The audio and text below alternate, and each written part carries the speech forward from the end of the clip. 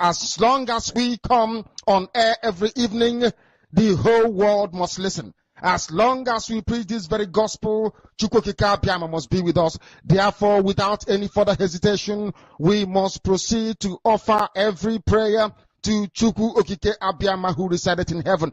Therefore, as we always commence, not from today, but from of old, our Father who art in heaven, Nanyị nke bi n'eluigwe, ka aha gị dị nsọ, that your name may be hallowed by men, that we may bow at the mention of it, that we may offer every glory unto thee, that we may offer you every adoration and adulation, because there is none like thee. You fight our battles for us. Every blessed day you demonstrate through your kindness and your everlasting mercy that you are our Lord, our God, and our Creator. This evening we offer these your children unto thee. All over this very planet that you created, they are listening across the entire 24 time zones on this very planet where they inhabit. They are listening to your gospel this very evening, this gospel of redemption, a gospel of hope, a gospel of restoration, a gospel of renewal, this very gospel of freedom, this very gospel of emancipation as only you ordained, that this very gospel must be preached, that mankind may be set free from the eternal damnation of the creation of the British. My goodness me, I want to remain in the spirit, because we must worship heaven. We answer your name, O Lord of hosts. Everything about us is designed to offer glory unto thee. We have atoned for our sins last year. This very year we have not only atoned for our sins, we have spilled, we have shed blood, they have shed our blood.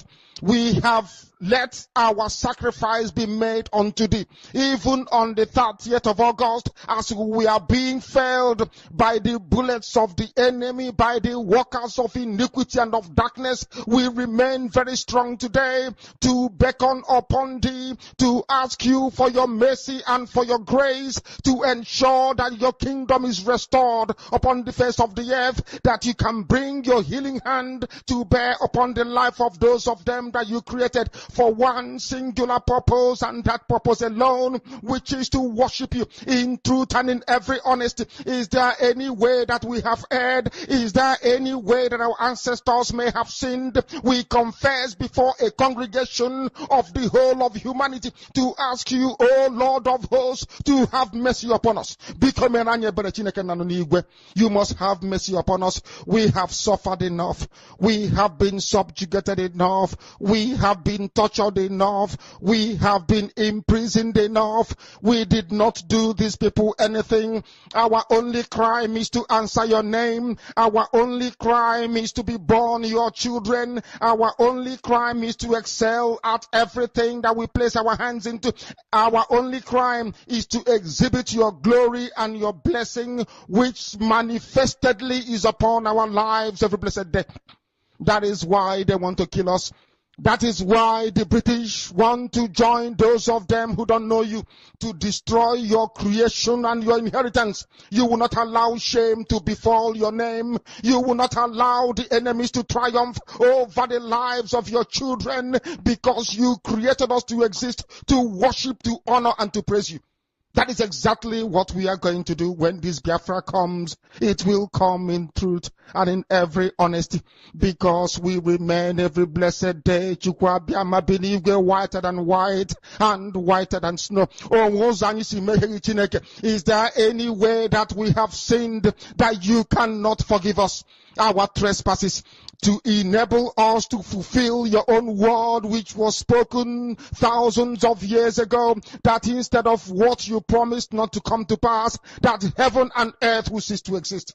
You opened your mouth, Chukwokika Abiyama, to bless mankind to the coming of Yahweh Yeshua, who came here and said, let your kingdom come on earth as it is in heaven. Those words can never be in vain because they are anchored upon your holiness and your magnificence. That is why in the end we know that Biafra will come, that these children that we have given birth to all over the world, and their children, and their children, and their children, as long as they give birth to them and they are Biafrans, they will worship you in truth and honesty. Through this very work we are doing, mankind will come to understand you. Let your miracle be wrought in our lives. Let us witness and behold your magnificence, your holiness, your mystery, and your grace under our command. O Lord of hosts, we call upon you. We call upon you to heal. We call upon you to provide succor to those of them who are inconsolable. We ask you to come and strengthen those who are weak. We ask you to restore hope where there is hopelessness. We ask you for inclusion where there is destitution. We ask you for one brotherhood, one camaraderie, one bone, one blood, and one flesh of your children. The Efiks and the Bibios, the Izon, the Shekiri, the Isobos, and also those of them from Isoko. We are traveling all the way to the lands of Igala. We are moving on from there to Idoma, to Igede, to the territories of the Igbo land. All these places we dedicate unto thee. All these lands of yours, we ask you to cover it with your mercy. Because Biafra will come, and when it does, we will dance on the streets. I'm telling you, by the time that we are done, humanity will think that we are mad, we are drunk in your glory, and rightfully so, because your kingdom will come to rest upon this very earth. That very kingdom is the unadulterated, non-negotiable sovereignty of the Republic of Biafra, that your will may be fulfilled in our time. All this we pray, all these we ask for, in no other name apart from that name that belongs to you.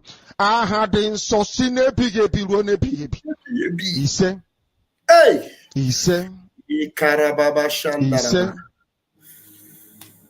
my name is Nnamdi Kanu. I am the leader. He say, wow. He say, hey, yeah. Wow. Pastor Vam, you are highly welcome to this very. I am not gathering. on the screen. No, I am not on the display. Check it. Oh, okay. Hold on.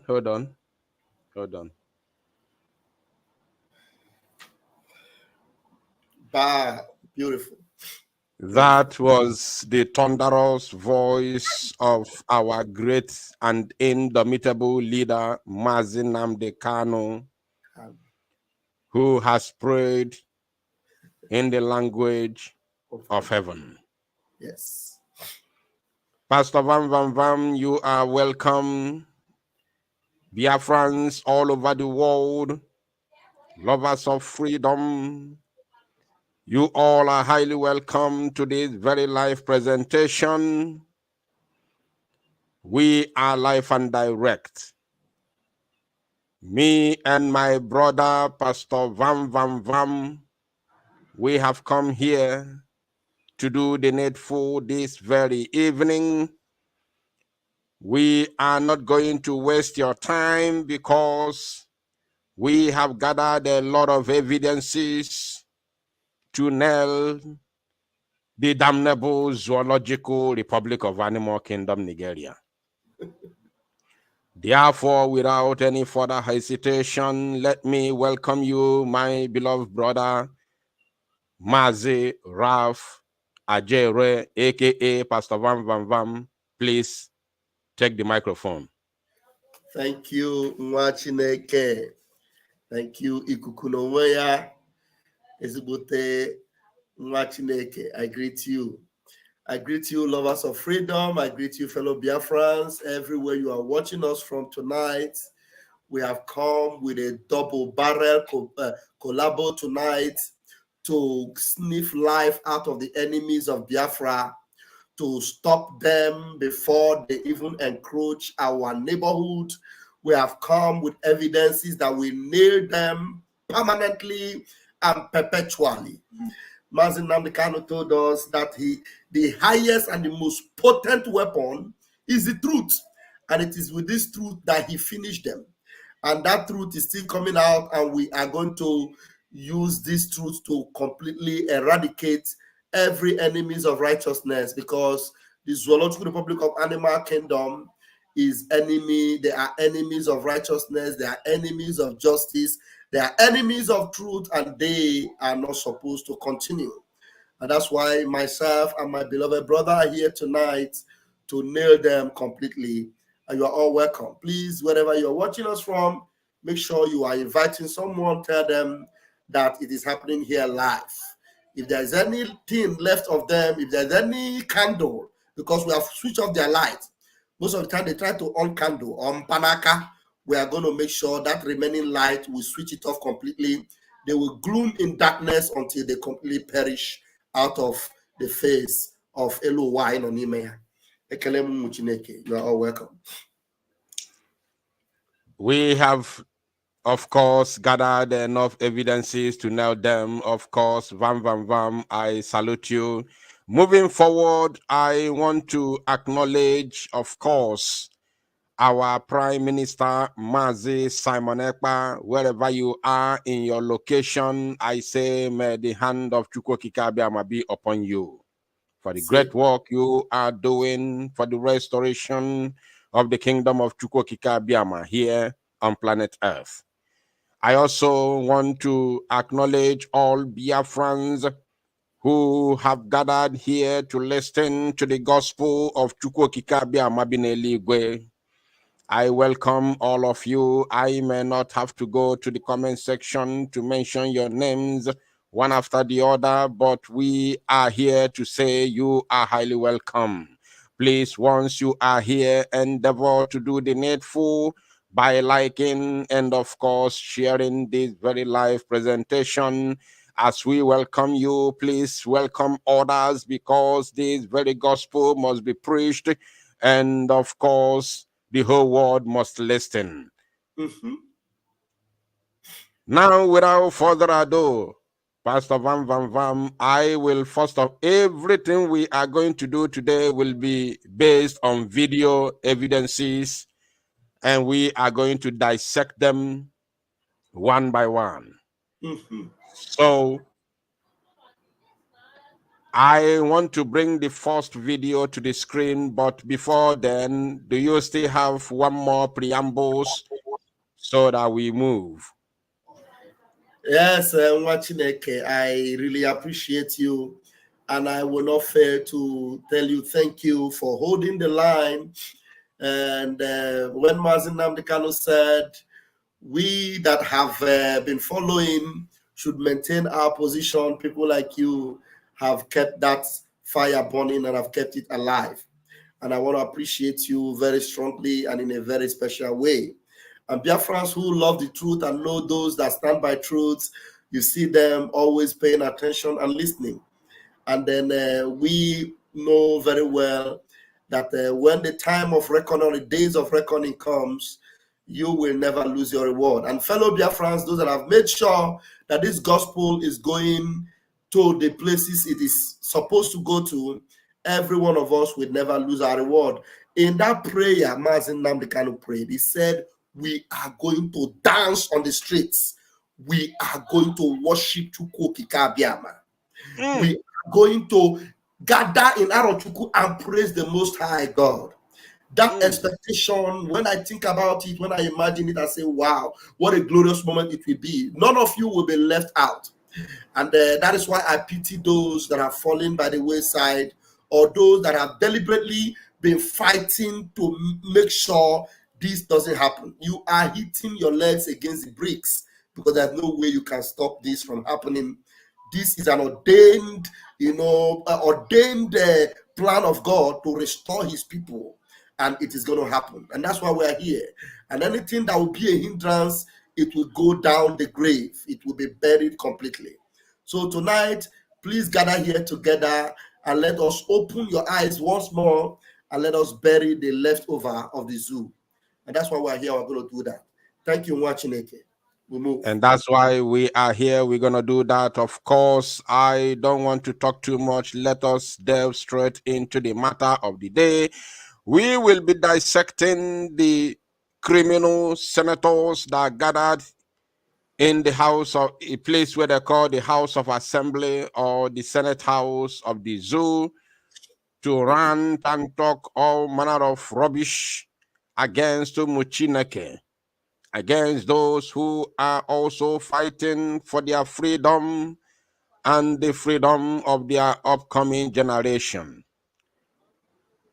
We will be talking about them today during the course of this very live broadcast.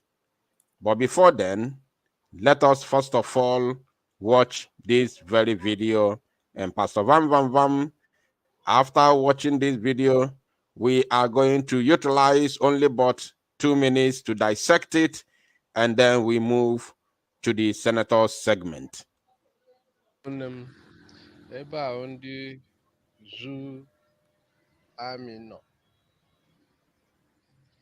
Ma n'ụzọ na-aga obolo afọ ịrapụ ihe aka junction,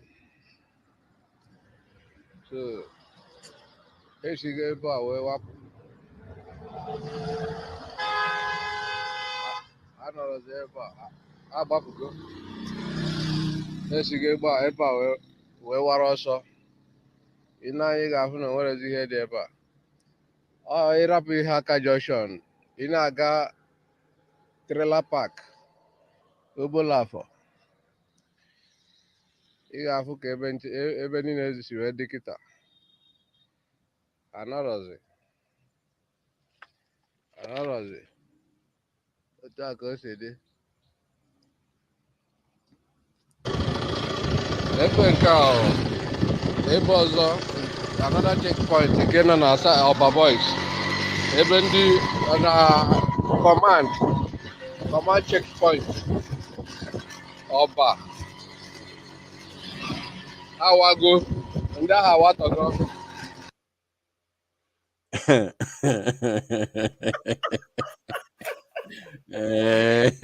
Okwu na-efe m arụ.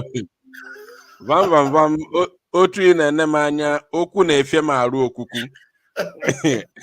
I don't actually know how to talk. Please, what do you have to say about this latest development? Who say men no day?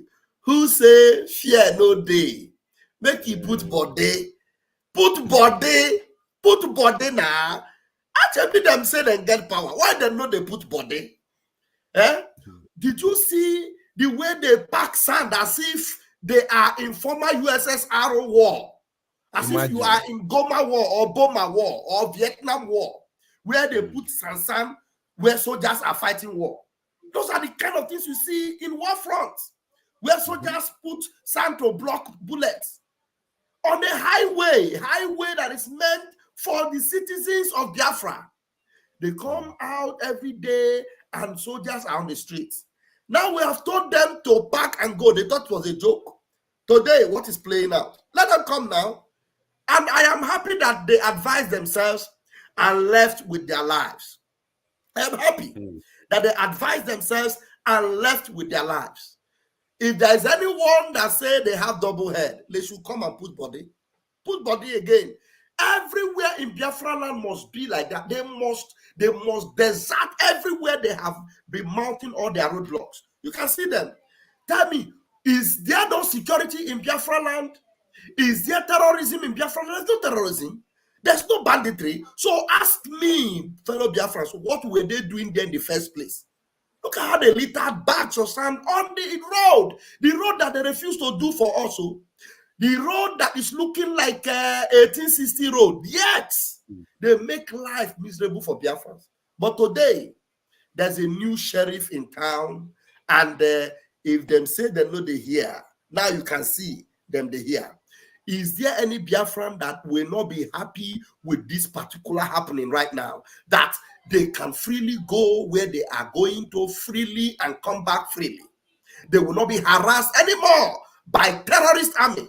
Not anymore. Gone are the days when you will be coming to that checkpoint. Before, what you used to see is you see Biafrans crossing with their hands on their head. But today, no more. No more. Thanks to Chukwu Kabiama and the Biafra Republic government in exile and the de facto government that are doing the needful. Thank you, N1ger. Thank you. Thanks to Chukwu Kabiama and, of course, the Biafra Republic government in exile and the de facto government in homeland that are doing the needful. You can see, we told them that we do not want to see any terrorist checkpoint in Biafra land anymore. This is the message. And of course, that very message remains like that until the total restoration of Biafra in our own time. Because something that amazes me is that these terrorists in uniform called the Zoo Janjaweed, I have a question for them. Are they not aware that the so-called bandits and terrorists are wreaking havoc in the northern part of the Zoological Republic? Why there is no any checkpoint in the northern part of the zoo? There is no checkpoint in Kaduna. There is no checkpoint in Zamfara. Imagine Zamfara has no checkpoint. Zamfara of all people. No checkpoint. I have a video, maybe. Did you see the video I sent to you? Yes, I saw it. I saw it. I saw it. I saw it. Maybe we are going to touchlight it before the end of the broadcast. Yeah. I saw it. Imagine thousands of citizens are being massacred each and every day in Zamfara State, Borno State, Meduguri, Gongola, Yola, Niger, Mena, Kaduna, Kano, Sokoto, everywhere. Then coming down to the middle belt, you have people being chased out of their family houses in Benue State and Kogi. Yet nobody is talking about it. These criminals are not going there to chase the Fulani herdsmen terrorists, but they come to Biafra land to set up checkpoints each and everywhere, extorting money from innocent passerby, innocent citizens of Biafra. Anywhere we catch you, Woto will be your name. All right, Pastor Vam, we have another video. Let us now delve into the segment of the criminals in the name of senators, and let's hear from them, and we take it off from there. Nigeria is a banana republic. Every Monday, what happens is this: a few miscreants come out, shoot and kill one or two people, and run away, and video it and send across the whole of the Southeast the matter concerning someone who is a dual citizen of Nigeria and Finland, staying in Finland, giving orders that you don't understand why people should accept it here. I have also had interaction with the Finnish embassy, and in fact, the United Nations head in Nigeria, who is from Finland. And what she told me was, it is a government-to-government interaction that will lead to a resolution of this, because as a citizen of Finland, that he has a right to express his opinion. But I can tell you, my dear colleagues, each and every one of us has suffered greatly from what is happening in the Southeast. They attacked me. There's nobody they have not tried to intimidate. But we cannot be intimidated because we are in a country that has rule of law. Hey. All right, Pastor Vam, please. I have a question for you concerning this very idiot man. You see, back in the days, we used to respect this man called Abaribe so much. We used to pay in fact, we used to pay homage to this very stupid element. But Manandi Boturino say, Nisia Mego Kyoto Sekwe, Isia Mego Ngara, Anunebeya. Ndi Botukurino say, na ona boa sokate zanya. Bulun katanisi wegwa yoku. Now, this man called Abaribe, as much as we respected him back in the days, because we thought that he was all for Biafra, even though he was serving the zoo as a Nigerian senator. We have we had something the other day from the PM that the reason why he stood shorty for Mazi Nnamdi Kanu was for Mazi Nnamdi because they planned it. All the caucus, exactly. All the Igbo, so-called Igbo elites, they all planned it together. And Senator Baribe volunteered himself to stand shorty for the release of Mazi Nnamdi Kanu back in the day, back then in 2017, in order for them to eliminate him, which we saw the Operation Python dance. So now this man can no longer control his frustration, because not just that they failed to eliminate Mazi Nnamdi Kanu back then, but since they succeeded in kidnapping Mazi Nnamdi Kanu and the renditioning him to the zoo ordinarily, all of a sudden, someone that they never expected to come up after bribing the criminals in the DOS to destroy and quench the fire. They never expected that Mazi Samanekpa would have come up to spearhead the, this agitation. So the frustration is now written on their faces, and we can see it. Mazi, vam, please. Do you have anything to tell this man? Because he said a lot of things. I don't want to pinpoint a particular thing that he said. Please, go ahead. Just talk to Biafrans about this man. Thank you very much. The very first thing that came out from that video, from the mouth of the third person in the Zoological Republic, which is the Senate president, he said Nigeria is a banana republic. Banana republic. And there's a post I made that said Nigeria is a banana republic, and indeed. And this man that was sponsored, if you go and listen to that video where they gathered there, the video is about 50 minutes. The first person that spoke there admitted that they were sponsored to gather there and have that particular gang up to see how. Sorry, sorry. Yeah. Just a second. Nigeria is banana republic. Nigeria is banana republic.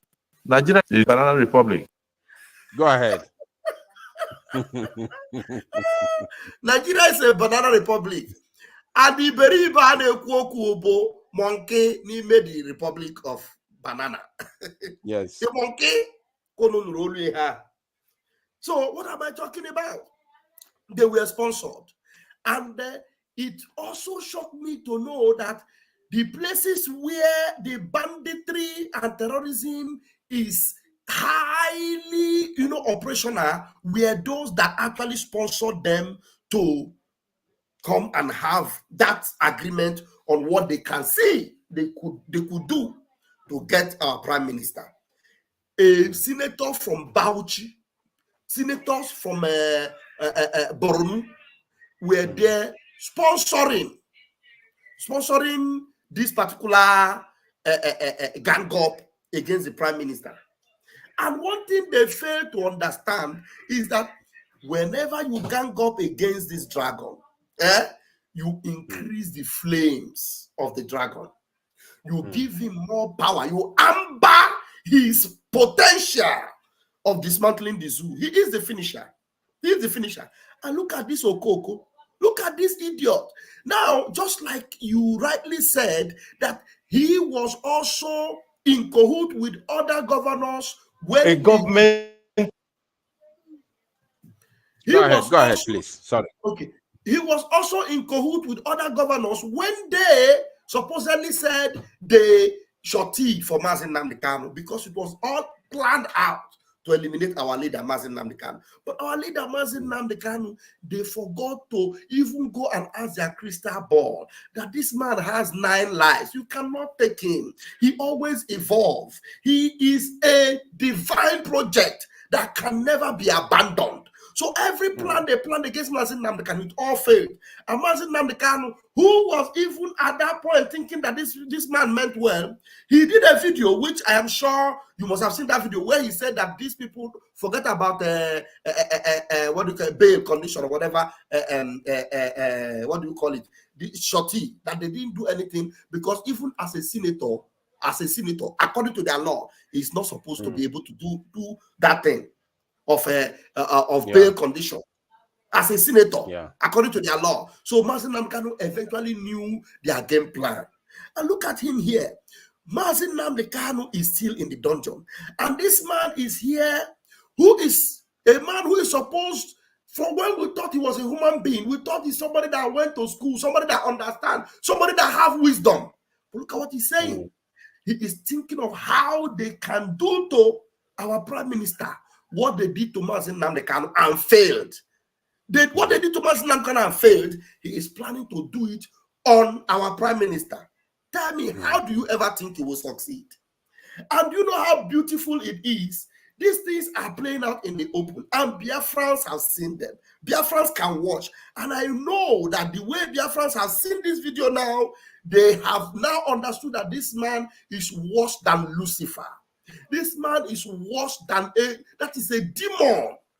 For you to be even standing amongst enemies of Biafra, to be saying all these things about the prime minister.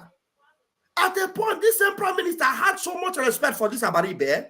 You remember when we want to talk about Abaribe, sometimes our prime minister will say, no, don't go there, leave Abaribe. Sometimes our prime minister, when he's talking about other senators, he will say, of course, exemption of Abaribe. Our prime minister says that sometimes when we thought he was a human being, but today we can see his colors playing out. You can see him talking about that miscreants. They do this, they video it. And when they video it, they send it everywhere. Can you imagine the nonsense that this one is saying? This man is talking about. Lying from the pit of hell. Biafrans, he knows, are sitting at home voluntarily. I told him in one of the programs, I said, if you want to prove that the people doing this thing, they just video it and send that they are not mean, they cannot do any harm, why not go and pay for shops in Ariaba, open business in Ariaria, and go there and trade on Monday? That's the only thing where you can prove that these people are just putting fear in people. They record it and then they send it, and then people are afraid.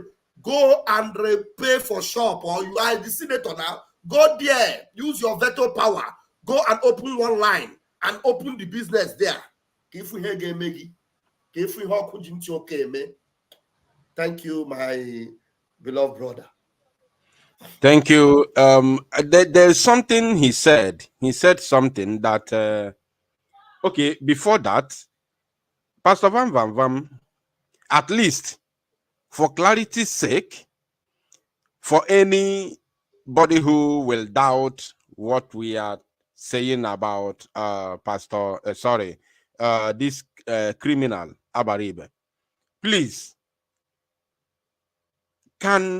is there any way we can, is there anything that will, make us again to believe at least 1% of whatever Abaribe could do or give to us, based on him standing shorty for Mazi Nnamdi Kanu and now planning to kidnap Mazi Simon Ekpa? Can we now say that Abaribe, of course, we know that Igbo politicians are the brain behind the kidnap of Mazi Nnamdi Kanu. So it is not obvious and open to everybody that Abaribe is among those that kidnapped Mazi Nnamdi Kanu, and in fact, not just among those, but at the forefront of the gangsters that mastered the kidnap of Mazi Nnamdi Kanu. Because how can you shorty the release of Mazi Nnamdi Kanu if there was no any plan to eliminate him?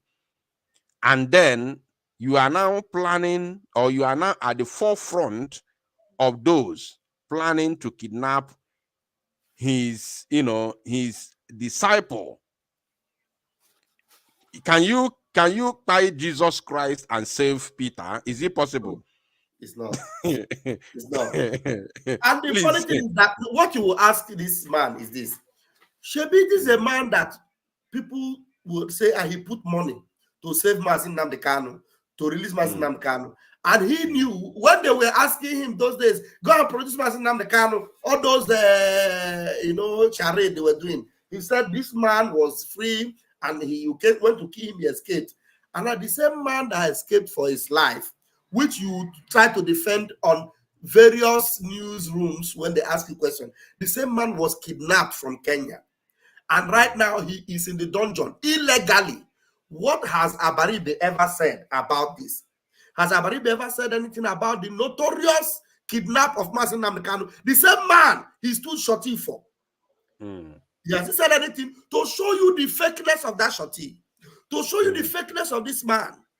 All he will say here is that if you listen to the full speech he made there, he said he went and meet whether it was a reverend, a big pastor, then he met with the Guremado, and they all gathered themselves, and they have gone to see Mazi Nnamdi Kanu, and that Mazi Nnamdi Kanu told them that Mazi Simon Ekpa is the one that is enforcing sit at home, that Simon Ekpa doesn't have his order. In fact, I ask myself, why is this man so lying like this? He even resorted to lying, something that not even a Jofor could boldly even say, that people, you see him always saying that Nnamdi Kanu is against Simon Ekpa, but he has not boldly come out on a press news to say it, because you know it's a lie. Out of which some of those subliminal ones that Jofor did are some of the things that I am sure led to his sack, because Mazi Nnamdi Kanu obviously have been advised that Simon Ekpa have distanced him from whatever he is doing. Simon Ekpa have distanced him, and I've said that whatever I am doing, it is on my own instinct, my own prompting, and if you do not release Mazi Nnamdi Kanu, I will continue. He is the only one that will ask me to stop, and I will stop. He has said this several times. Mazi Nnamdi Kanu has no power to speak to me right now from that dungeon, except he is free. He has always said that. And then this idiot came to lie that Mazi Nnamdi Kanu told him that it is Simon Ekpa that is enforcing sit at home, that he did not give him the order. That Simon Ekpa, and now this same Mazi Nnamdi Kanu, you are telling people that he told you, he is still there in the dungeon. A kidnapped man, a man that was kidnapped, is still there. You are not even talking about the evil committed against him. All you are interested in is how to stop Simon Ekpa and stop sit at home.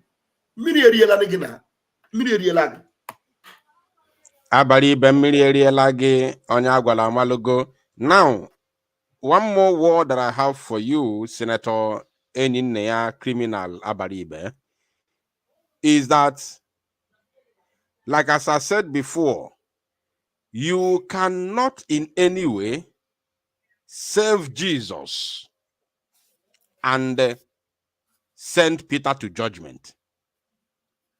It does not happen. Such a thing cannot happen. That means you are a hypocrite. Abaribe, you are a hypocrite. Because you portrayed to the people your willingness to save Jesus Christ, while at the same time buying Peter. So that means you are a hypocrite. It is now open. It has been made open. This is very simple. It's very open now, and the whole world can see. Now, moving forward, he said that someone who is a dual citizen of Finland and the zoo. Senator Abaribe, I just want to let you know, in case you don't know, maybe you were not aware, maybe you were not informed. Mazi Simon Ekpa, the Prime Minister of the Biafra Republic Government in Exile, has officially and legally denounced his citizenship with Zoological Republic. Exactly. He has denounced it publicly and otherwise. We watched the video. Nothing was a charade. It was done on video. Yes. We all saw it. So that one he must know, because he said somebody who is a dual citizenship of zoo and whatever, it's not like that. Mazi Simon Ekpa, even if you want to talk about dual citizenship, you will talk about Finland and Biafra citizen. It has nothing to do with the Zoological Republic.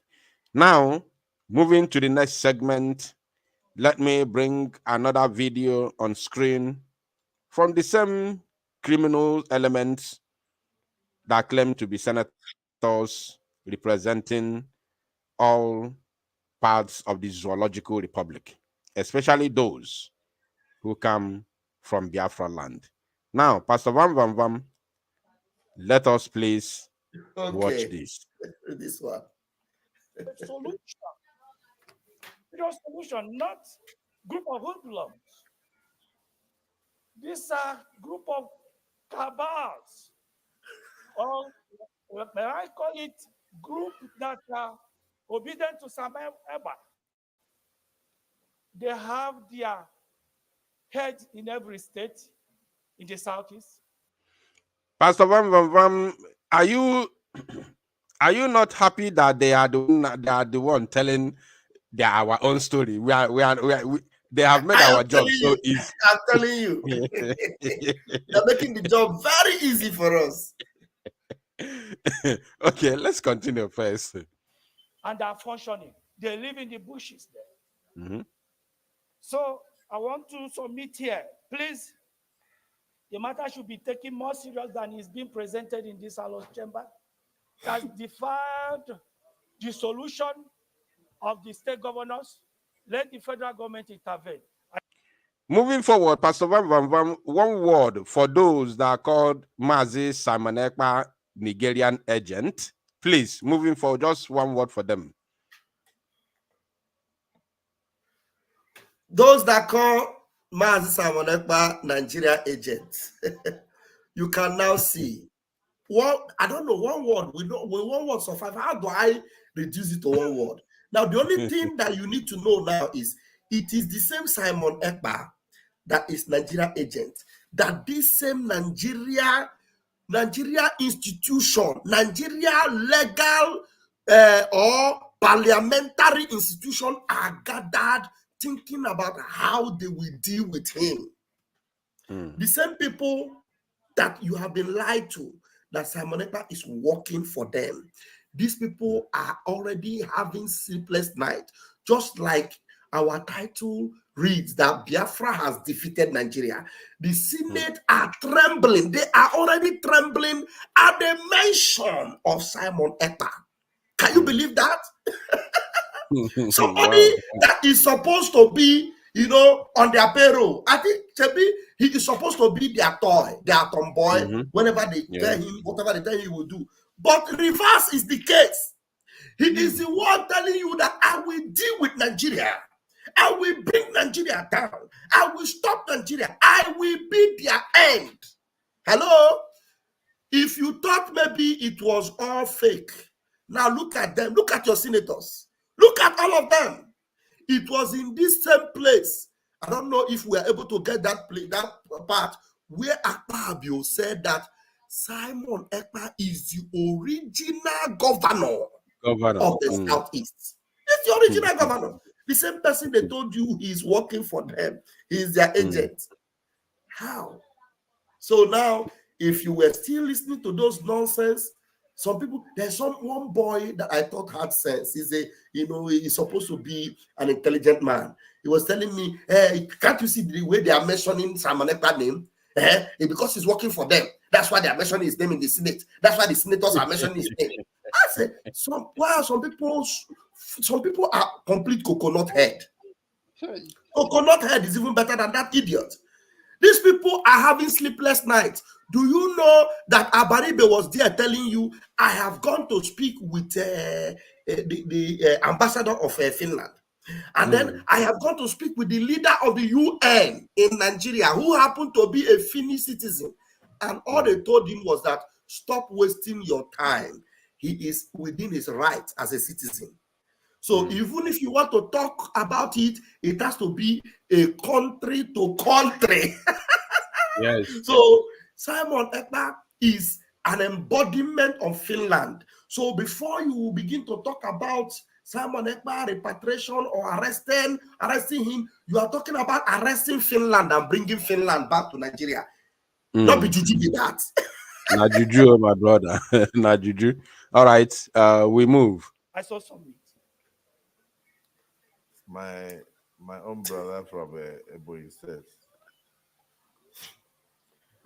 Ken, we read these things on a daily basis. Pastor Vam, can you see the dejected Frustrated. Do you know, when I watched the video, I was in limbo. I don't know what to do. Should I messy for Akpabio, or should I laugh at Akpabio? Because I said to myself, oh, sorry, don't cry. Can you imagine? I want Biafrans to just take their time and look at the face of Akpabio. Look at the way he speaks. Just look at the way he speaks. See how tired the guy is. Completely tired. He is fed up. I'm telling you. Biafrans, I want you to watch Akpabio and just read his body language. His body language. Just read his body language and his facial countenance. I saw something. My own brother from Ebonyi says, Chai. Hey. Ken, we read these things on a daily basis. Chai. But the primary purpose of government is to protect the lives and also cater for the welfare of citizens. In the Southeast, if this situation is allowed to linger, the welfare of the citizens are already being affected, and their lives are not safe. One of my senators from my community in Akwa Ibom sent his chief of staff to go to Anambra State. He did not know that. Pastor Vam, there's something he said here that one of his senators from his state, Akwa Ibom, sent his chief of staff. So please, in the Constitution of the Zoological Republic, is it allowed or permitted for a senator to have chief of staff? Please. That is why why do you think we call it Zoological Republic? Do they have a constitution, a constitution that they formulated by themselves, and yet even that same constitution, they are not following it, they are not obeying it. How can a senator have his own chief of staff? That means how many chief of staff go full everywhere now? Imagine. President get chief of staff, Senate president get chief of staff, even a senator get chief of staff. That same chief of staff of senator go get his own chief of staff. Hello, Melo.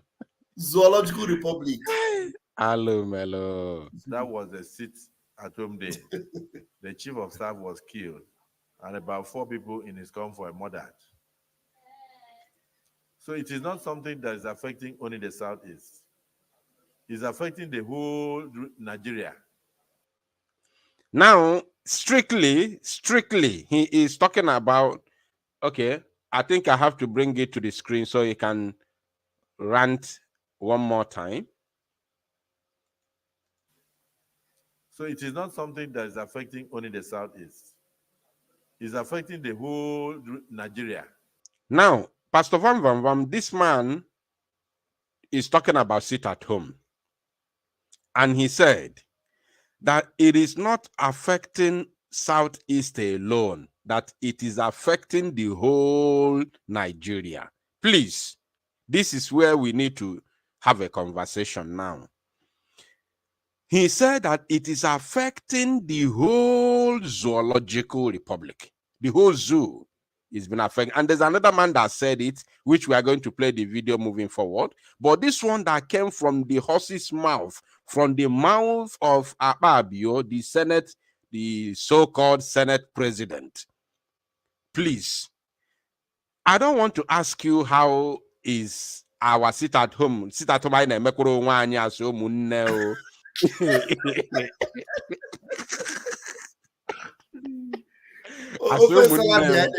Imagine this small sit at home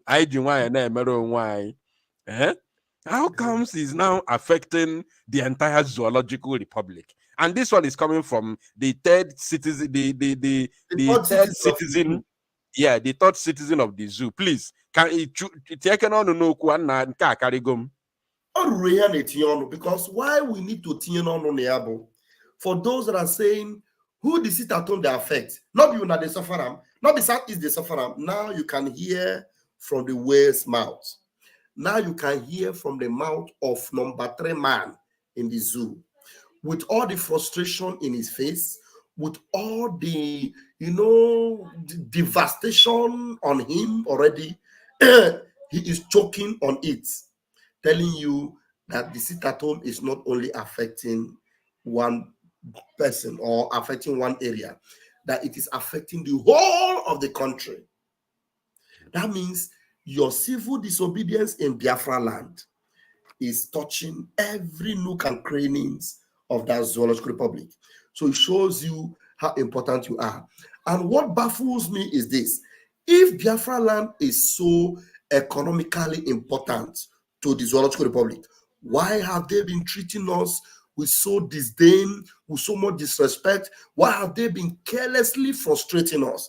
Now ask them, if this Biafra land, it is so important to you, and you know there is only one thing you need to do, one thing, release Mazin Nnamdi Kanu, one thing, and they refuse. So that shows you how hardened they are, how determined they are, never to allow you breathe, but at the same time, they want to benefit from you. They do not want you to live your life freely, but yet they want to fruit from you. That is why I need you to that is why I need you that now we will never stop it. So those of you that have been campaigning, stop it, this is at home, is destroying the economy of the Southeast. No. Listen to the Senate president. It has nothing to do with the economy of the Southeast. It has everything to do with the economy of the zoological republic. Look at today. Dollar is almost 1,700. Everything is combining together.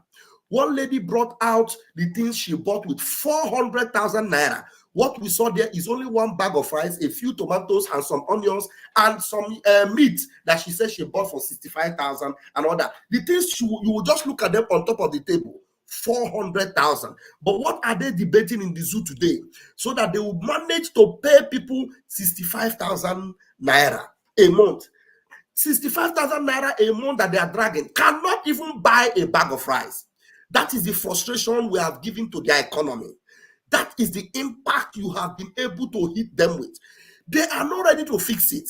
Yet they are adamantly continuing to frustrate every effort to release Mazin Nnamdi Kanu, or for us to even talk like human beings. Even at this time, our prime minister have told them, stop making noise up and down and saying, we need to talk to Finland. He has said, okay, now, Finland will be the one that will negotiate between me and you. You see, now that he has said it, now they will say, hey, that means this man really, Finland, juggernaut in Pio.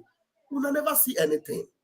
Because why people must be very, very interested in this thing, is ask them. So only to release Mazin Nnamdi Kanu and this sit at home will stop. It's difficult for you, and yet you are complaining for 3 years now that sit at home is destroying your economy. That means you don't even care. You are ready to destroy all your economy as long as you are able to eliminate Mazi Nnamdi Kanu. And joining that, you are ready to even do anything as long as you can get Simon Ekpa from Finland and do to him what you did to Mazi Nnamdi Kanu. But to stop, to release Mazi Nnamdi Kanu for sit at home to stop, to do the needful for that sit at home to stop, you will not do it. But you want to frustrate us. We are ready for you. Biafra unite. I hang it here. You want to frustrate us, but we are ready for you, Akpabio, and the government of the Zoological Republic of Animal Kingdom, Nigeria. I want to tell them something. You see, there is one lady. I don't want to mention her name in order to avoid unnecessary promotion. There is one lady that I used to watch back then. I used to love all her programs. I used to follow her so much. I enjoyed watching her program. That very lady, little did I know that she was just a nincompoop.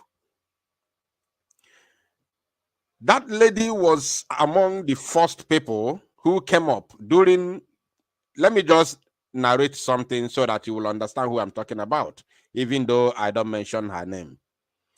During the time of Dr. Nelly, when Dr. Nelly exposed the Delilah of Biafra land.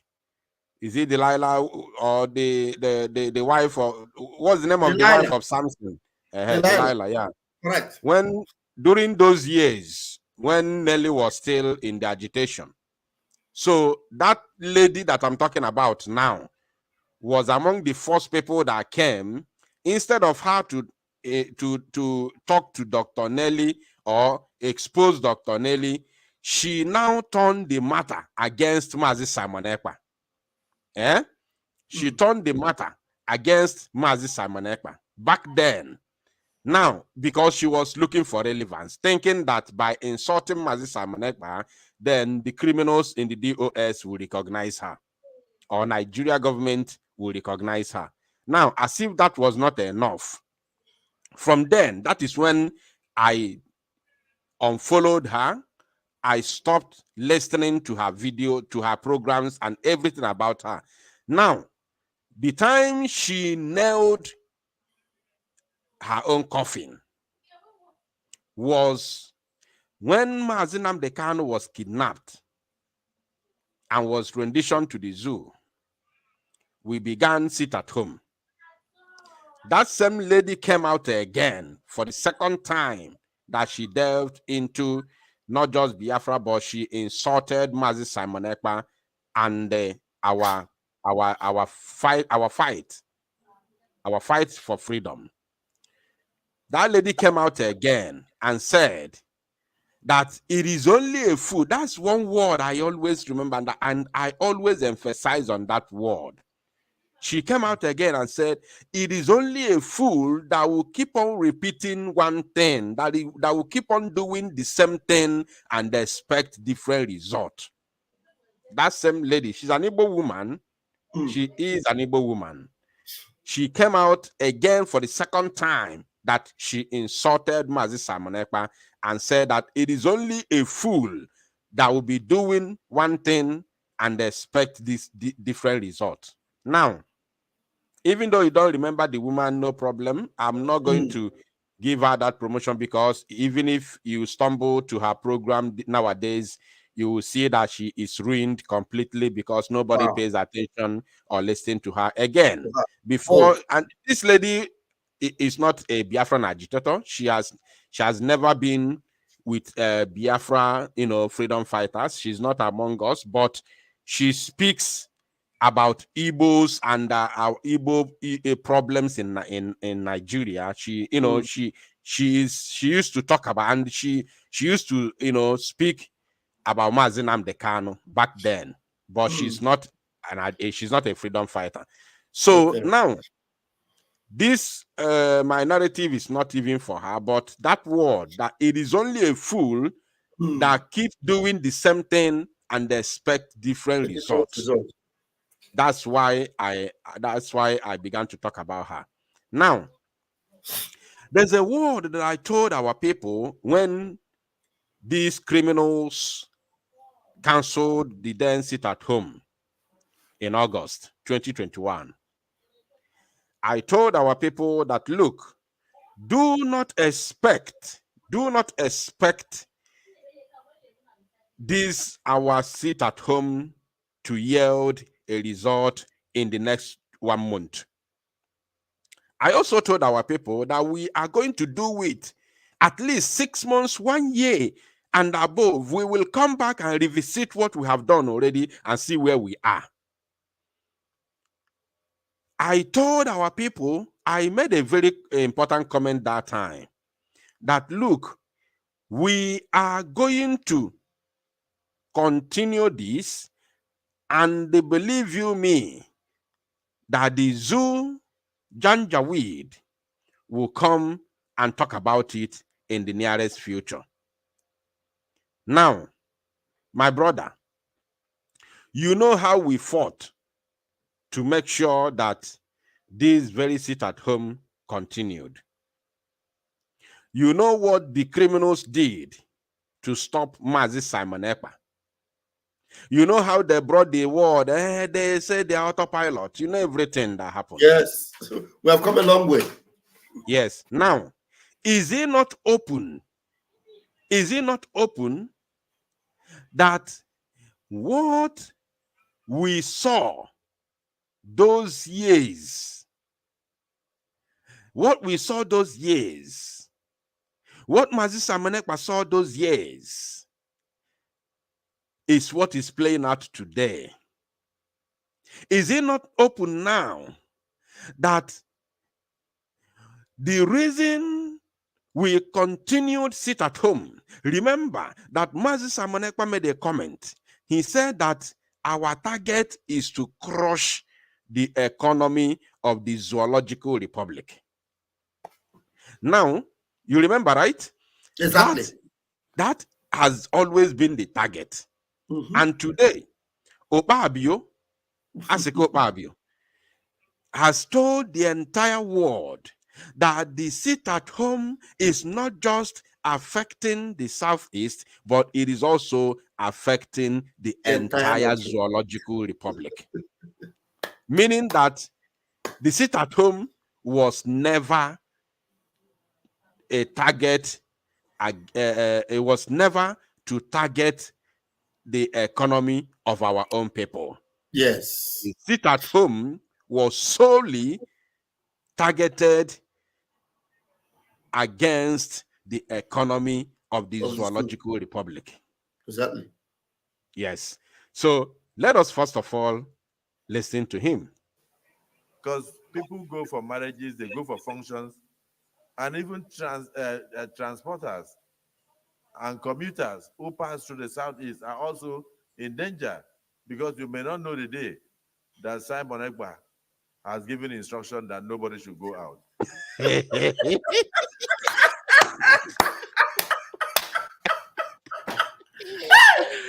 Oh, Madame, oh,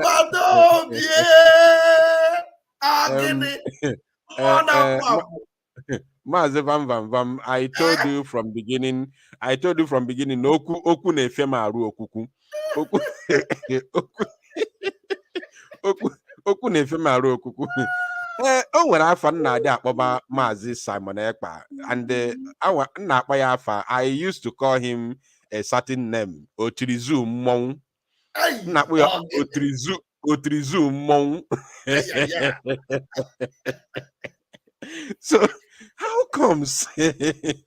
Biafra Unite, sorry, it means that even himself, Akpabio, he is also afraid of plying any goods in Biafra land, because even himself, he doesn't know when Simon Ekpa will tell people, don't come out.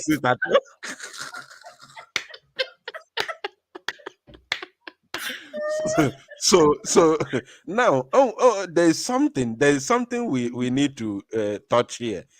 This man said it wholeheartedly with all confidence. Yes. that Simon Ekpa has the right. Now listen, my brother. I want Biafrans to pick something from here. Very, very important.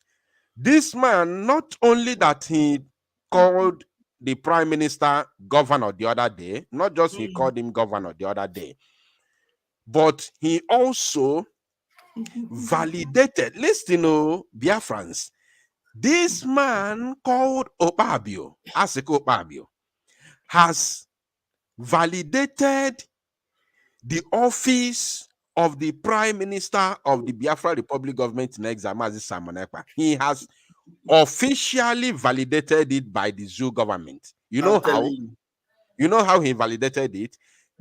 Now listen, let's listen to it once again, and then I will say something. Giving instruction that nobody should go out. That Simon Ekpa has given instruction take it back more. Danger. Yeah. Because you may not know the day that Simon who passed through the southeast are also in danger. Because you may not know the day that Simon Ekpa has given instruction that nobody should go out. That's why we are spending time to discuss.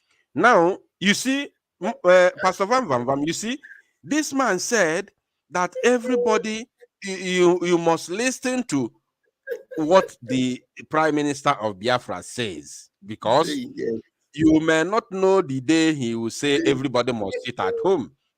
I don't know if you are getting it.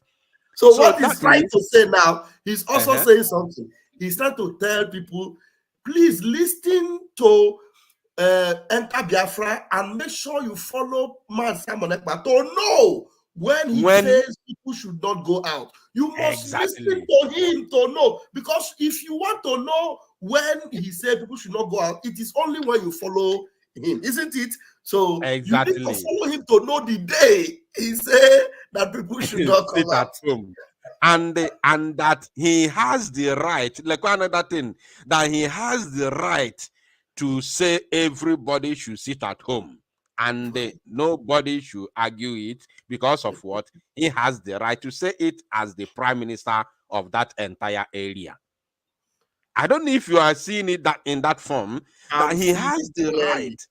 He has the right as the prime minister to order sit at home, because the way he said it, he literally tell the entire zoological republic that they themselves in the government of the zoo have no power. I don't know.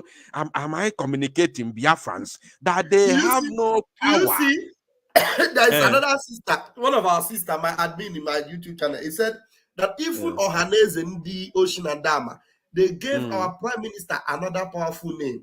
They called him the Leviathan. He said they say he's the Leviathan.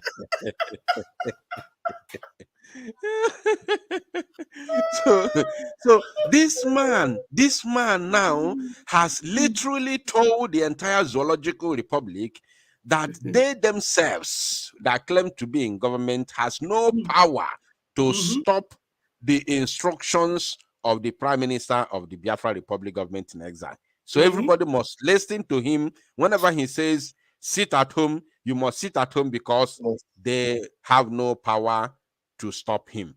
Let's hear him, and then we move to the next segment. Are also in danger, because you may not know the day that Simon Ekpa has given instruction that nobody should go out. Do you know, Mazi Van Van Van? Do you know that in the Western world where you live, do you know that this man is ought to resign immediately? Ozbo. And he's actually telling them that, look, if you do not obey Mazi Simon Ekpa, your life will be in danger. That's what he's saying. Exactly. He said, because he said the people that are traveling on that road, commuters that are traveling, that their life is also going to be in danger, because you don't know when Simon Ekpa says you should not come out. So he's telling them, you better listen to Simon Ekpa so that your life will not be in danger. now, by saying this, Mazi, by saying this, do you now see that they have literally surrendered the place they call Southeast, South to Biafra Republic government in exile? Do you see it that way? Exactly. That is why the decree or the order from our Prime Minister today that was posted on Twitter, that there is no going forward, no holiday of the zoo, no anything, goddamn holiday of the zoo will never be observed in Biafra land going forward. Whether they call it June 12th or they call it Independence or they call it anything, as long as it is zoo holiday, Biafra land is completely exempted because we are no longer part of it. This man have told you that, look, we are now in charge. Our Prime Minister, Master Moneka, is the one that says what goes on in that zoo. And today you have, in that Biafra land, and today you have heard our Prime Minister say, nobody should respect any festivity or festival day or day of celebration that is being announced by the zoo. The only day recognized in Biafra land going forward from now is only May 30 until after our declaration on December 2nd.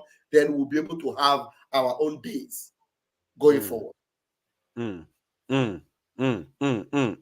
All right. Maybe we are going to bring, by the way, this is the opportunity. We are going to bring it's that. on Twitter.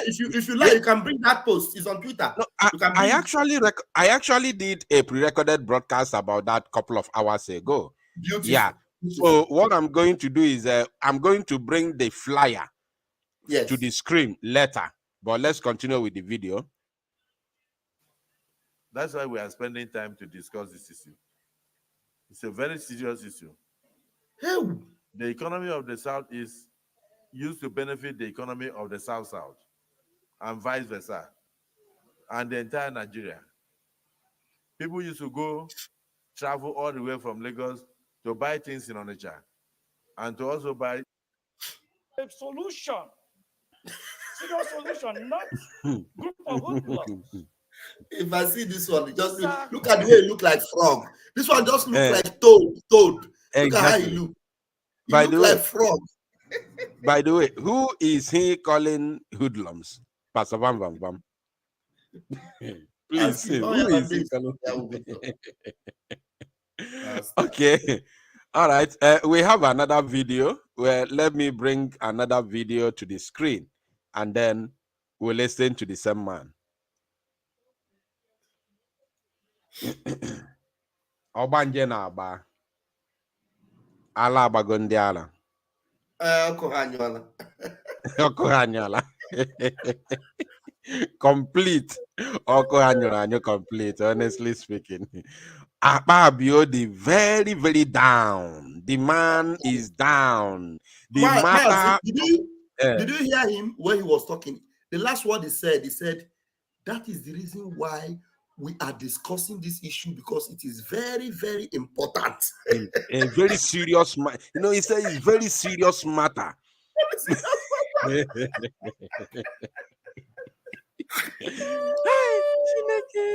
Let's see. We read these things on a daily basis. But the primary purpose of government is to protect the lives and also cater for the welfare of citizens. So before bringing the next video, he said that the primary duty of a government is to protect the lives and properties of the citizens. And my question to, I don't know, to you or to him, okay, to you, because we are together here in the studio. So my question to you is, first of all, we know that the man that said this is the third citizen of the zoo. So he has the same responsibility that borders on the shoulders of Tinubu is also on him. Is also on him. So now, have they in any way provided the so-called security for the citizens of the Zoological Republic, or is he just telling us to do what? Please. He's telling you, he's showing you that they are naked. He's showing you that they have misplaced priorities. That's what he's telling you. He's showing you that they have no way forward. And it is because they have no way forward, that's why Biafrans must pave their own way out. And we have a duty and we have a responsibility to continue to make sure that they will never discover their way out of this misery. This misery that our prime minister have put them into. This misery that Master Simon Ekpa have submerged them into. We will ensure that they will continue to group. How do they call grouping in that darkness? That was that English word. Somebody is group, wandering inside darkness. They will continue to wander inside that darkness because they have left their citizens. They have ignored those that need their attention. The people that need their attention, they've left them.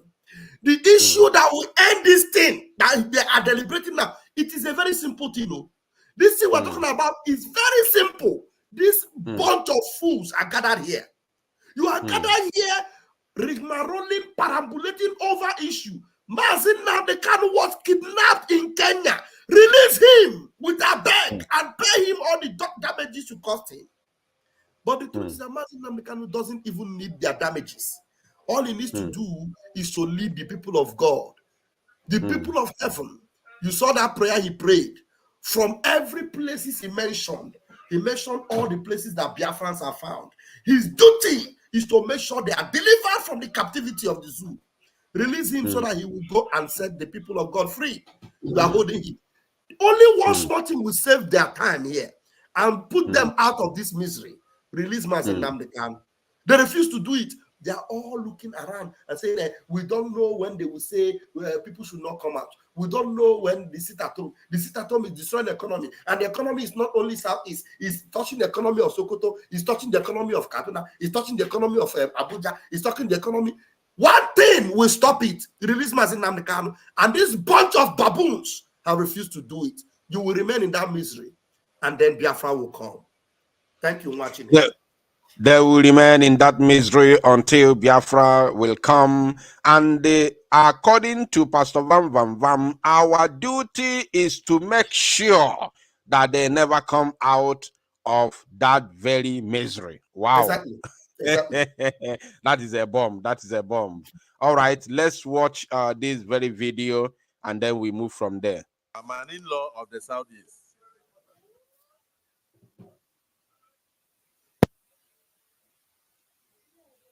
I think it's very, very important, Mr. Senate President, that we take this motion as one of the most important motions that is facing Nigeria today.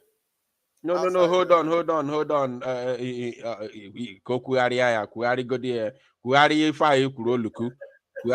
We didn't hear you properly. That we take this motion as one of the most important motions that is facing Nigeria today. Why these people want me to talk? Did you hear what he said? And yes. The worst part is that is where he started. He said that this is the most important issue that is facing Nigeria today. Now, I'm not going to ask you. I want to say something here. You see? My wife wants join us for the broadcast. They enjoy the dismantling of the zoo. Broadcast the whole world is listening. By the way, right now we have over 1,700 live viewers.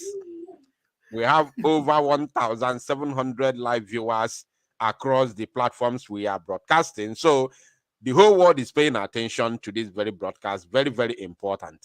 Now, yes. Pastor Vam Vam Vam, this Oluku said, this very Oluku, let me bring him to the screen, by the way. This Oluku said that if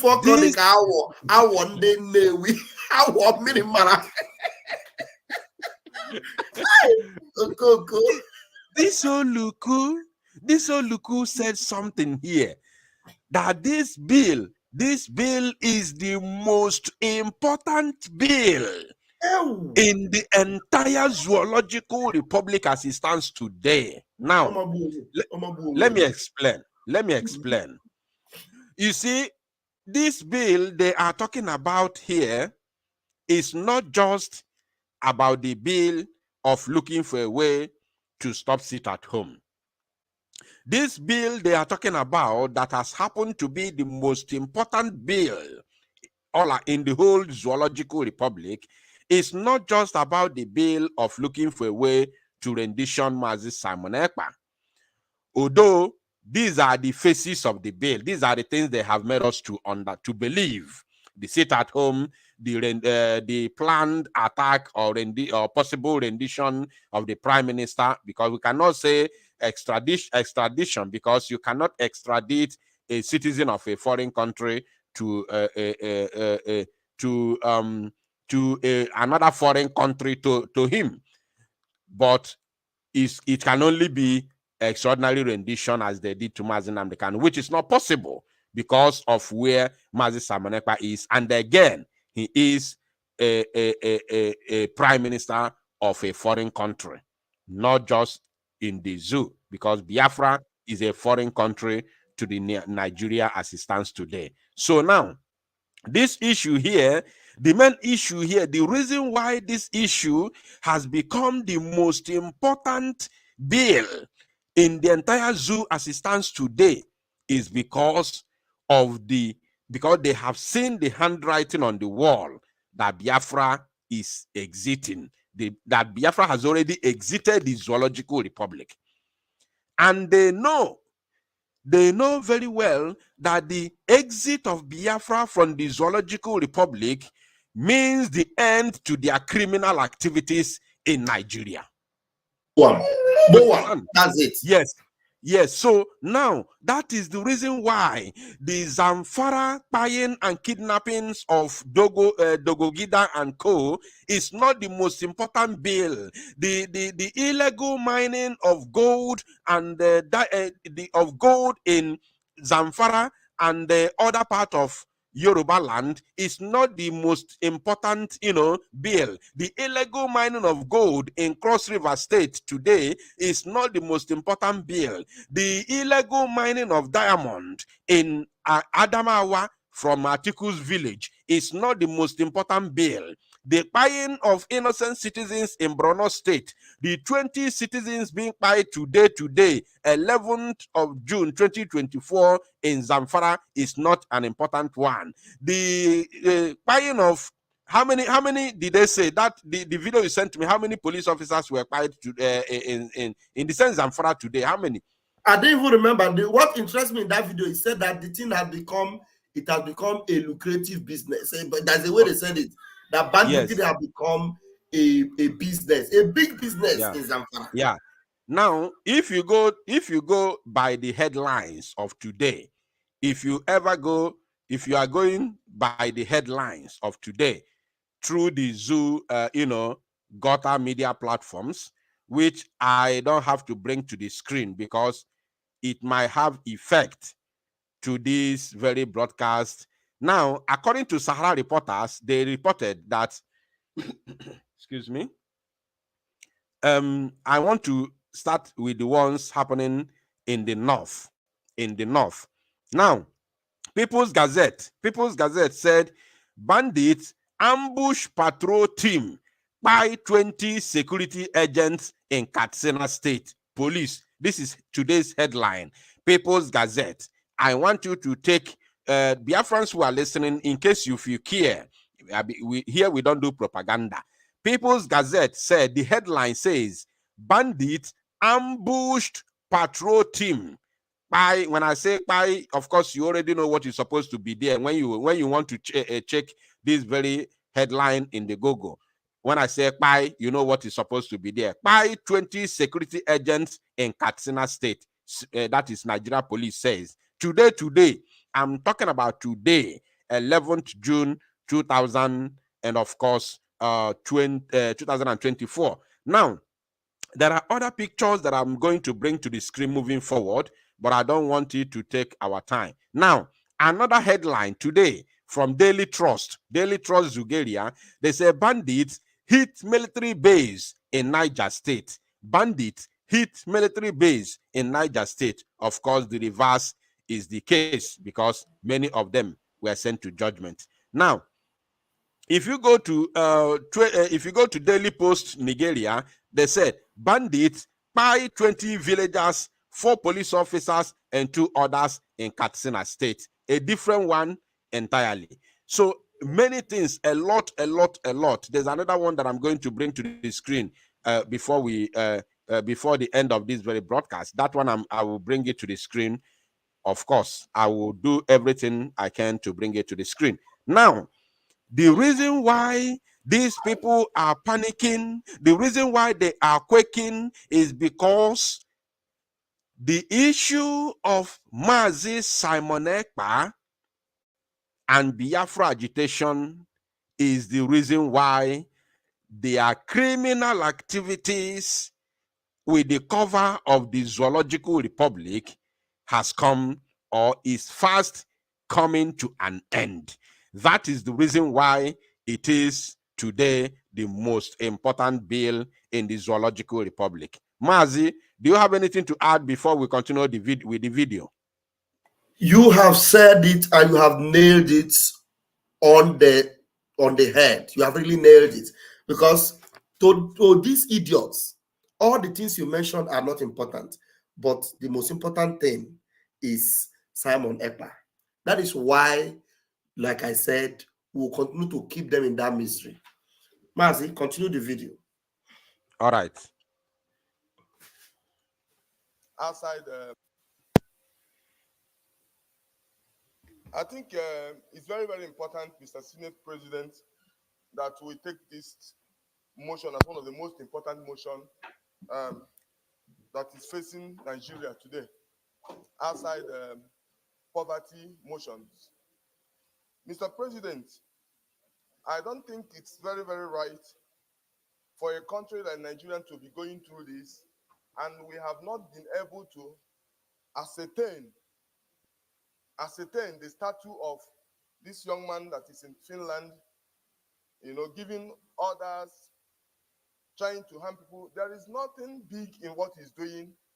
He's only using the social media, the advent of social media, to scare people away.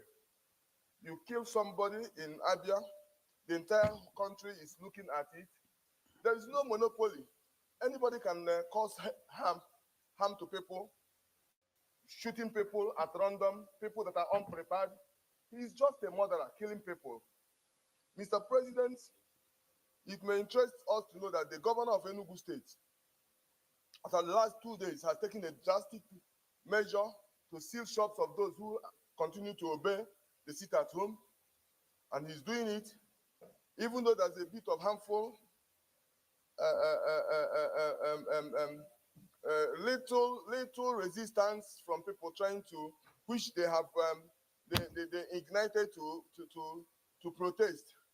But he's adamant, will continue to fight it. Like now, Pastor Van Van Van, I thought this man, I don't want to go to the side of his stammering and all those. I don't want to go that side. Let it be for him. But I thought that first of all, this man claimed to be a lawmaker. Let's take it from this angle. This man claimed to be a lawmaker, and at the same time supporting illegality, something that is against the law. Not even their planned, kidnap of the prime minister, because that is what they are planning. Nothing else. I have it to my. I have it to I have it to. There's a way they say it, the authority or something like that. So I'm aware. I have an information that from these good people, authority, yeah? Thank you. I have an information that these people have gathered, especially these Southeast evil criminals in the name of politicians, have gathered together and planned. I also told Prime Minister about this. He told me that he's aware. He told me that he's aware of it. They gathered, these evil men that kidnapped Mazi Nnamdi Kanu, that they gathered and they said that they are going to talk less. Listen, this is their conclusion.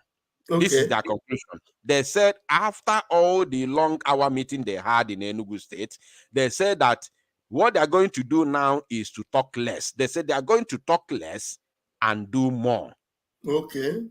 Yes, this meeting took place before the Prime Minister posted, before the Prime Minister had the information that they have sent, suicide bombers to Finland.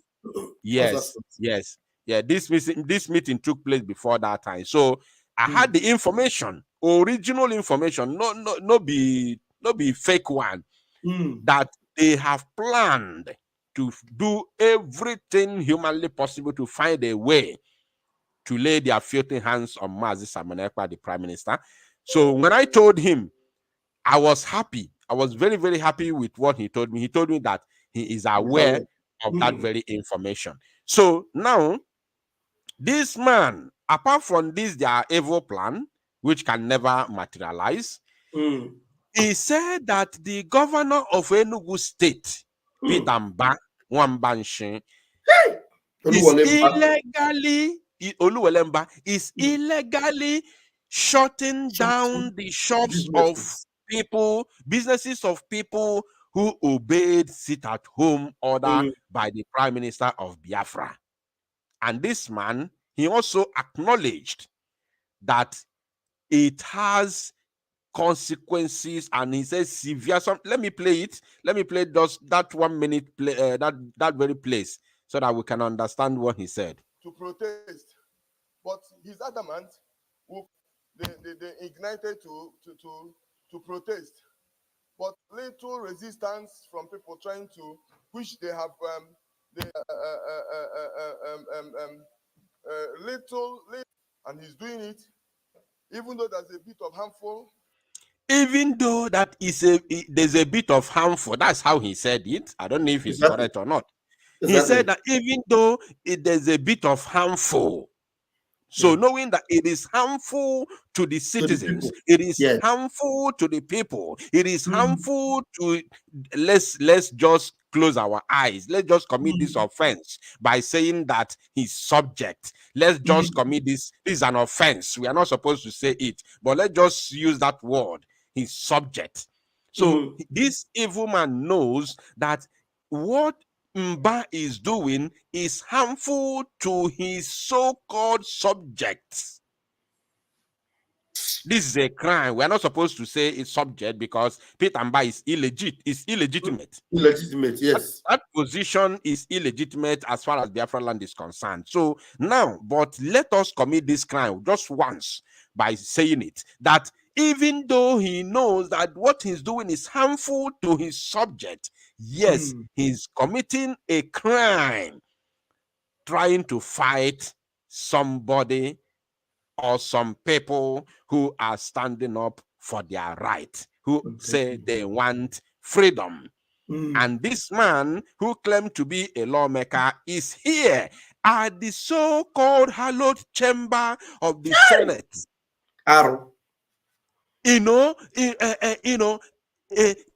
Acknowledging and validating illegality. This can only happen in the damnable zoological Republic of Animal Kingdom. It can only happen in the zoo. Only in the zoo. Mazi, I will ask you a question, but let me continue with the video. Let me play the video. Or do you have something to add on this, or should I continue? No, continue. Okay, fine. Little resistance from people trying to push. They have they ignited to protest, but he's adamant. Will continue to fight it, like Abaribe said. Since Abaribe said, we will work with the state governments. I don't know what their security vote is doing for. If they can use their security vote to equip the local vigilante. In my own local government, Mr. President, it may interest you to know that we've been able to nip them. Going to 4 months now, there is no single incident of kidnapping in my local government in Enugu North. And I wish that I will work hand in hand with the state government to see how we can spread the same thing, the prototype, the same kind of prototype, which the Chief of Army Staff said before the entire Senate here, even in my absence, 2 days ago. You know, appreciating what I have done in my local government, the Chief of Army Staff. So, Mr. President, if the Chief of Army Staff can appreciate what I have done in my absence when he was called to doing his confirmation, then the state region, the governors, should come up clean with their security votes and see how we can get these things out of us. But also very important, Mr. President, I want to add to the prayers. Mr. President, I want to add to the prayers that Senate, if possible, please. Let's when we the same Senator Ifeanyi, as soon as we come to the prayers, you will do so. But let me hear from. We have networked the entire local government by giving walkie-talkies to. I'm an in-law. Okay, Pastor Vam Vam Vam, this very criminal said something. He said he is calling on the governors to join him to equip youths of their various, communities, equipping them by giving them arms and ammunition, double barrel, and pump action, in the name of stopping sit at home, in the name of stopping Biafra. And there's another man that said that countered what he said. I don't know if I have played the video. I will still play the video. That it's not about equipping the youths, because by the time the youths will get tired of fighting what you equip them for, they will turn against the government and use the same weapon and fight the government. Now, this man is equipping the youth. We have a video or a voice note sometime in the past where people were being kidnapped in the same Newi, and an eyewitness said that the people that kidnapped these students are the Ifeanyi security vigilante. I'm sure you listened to that very voice note during that time. I think that was last year or last 2 years. Now, Pastor Vam Vam Vam, exactly. Do you think that equipping the youth to fight Biafra can stop Biafra from coming, or can stop sit at home? Please. He asked himself, you are equipping youths to do what? The Zoo army, terrorist army, cannot stop it. They can't stop Biafra. And sorry, as you continue, as you go ahead, I also want you to ask Ifeanyi Oba within this your submission. In this your submission, I want you to ask Ifeanyi Oba, the youth that he equipped in Nnewi, where he comes from, have they been able to end sit at home? Thank you. Go ahead, please. How far? The thing is that you listen to him here. This man have admitted, to the murder of youths in Enugu State. So the young boys whose shops were locked in Enugu that were protesting, Ifeanyi Oba, without remorse in this chamber, is telling his co-criminals that he is involved in it, that he, together with Peter Mba, agreed to do that the people that were protesting were gunned down. We saw it. We saw that the young boy was gunned down and other people that were injured. I think 2 people were murdered and others were injured with live bullets. We saw it. So Ifeanyi Oba is here admitting that even though these people came out to protest and they were, he said that something happened to them. They resisted and they were gunned down. And he still continued to say that they must continue. He said they must continue. So you will continue to murder innocent people. You are claiming that sit at home is affecting their economy. Now they locked. You now decided to liaise and agree with Mba the Oluwole to shut down their business completely. Now, does it not show you that they are not interested in your well-being? Because Exactly. if they're interested in your business, they are looking for how you open your shop, isn't it? But now he is happy that people's shops were locked, and he's promising that they will continue to lock your shop. But you only wanted to sit at home for one day. And not just that you wanted, you have resolved to sit at home every Monday, except Mazin Namikano is released. But this one, they choose to lock your shop in perpetuity because you want your leader to be free. You see, he's criminal. And now he's calling upon other governors to recruit criminally minded youth, stomach infrastructure youth, that they will put their lives on the line. Because what eventually happens is that these youths, they will call them and give them double barrel. And at the end of the day, the same zoo army that are in Biafra land, looking for whom they will buy with sophisticated weapon, we engage those youths and then we'll murder them. Yeah. And at the end of the day, they want to say, it's Simon Ekpa boys. It's Simon Ekpa boys. And look at the idiot here. He told them in that Senate there that Simon Ekpa is nobody. He's doing nothing. He's just taking advantage of social media. But at the same time, you are crying. You are there crying. If Simon Ekpa is nobody, you wouldn't even need to come to Senate. All you would have done is that you will come there in Senate and tell them, I have been able to stop Simon Ekpa. Now, Exactly. Sit-at-home is no longer happening in Inewi. Sit-at-home is no longer happening in Biafra land. He's a nobody. You only call people and do that. I have stopped it. But you are there crying about the sit-at-home. You are there crying about the same Simon Ekpa, that they should take it serious because it is something very, very important. You see how stupid and foolish you are with your function. Somebody that is not important, somebody that is not doing anything serious. He's only on taking advantage of social media. But yet you are crying, yet you are complaining, yet he's tormenting you, yet you're having a sleepless night, yet you are losing weight. How many of you remember how this man was before? He's losing weight. Exactly. Over the issue of our prime minister. There's so many things to talk about these criminals that are gathered there. But I tell you, they are gathering, continue to spell doom for them. The more they gather, the more they conjure, the more they conspire, the more we will keep them in that dilemma. Airborne. Their gathering will definitely spell doom to them. Thank you for that. While we move to another segment with another important and interesting video, let me play it. Mr. President, today in the Southeast, we are living under very serious threat. These young men who have taken over the Southeast. Okay. What did I hear? What did I just listen? Let's hear that again. What did I listen? What did I just hear, please? We are living under very serious threat. These young men who have taken over the Southeast.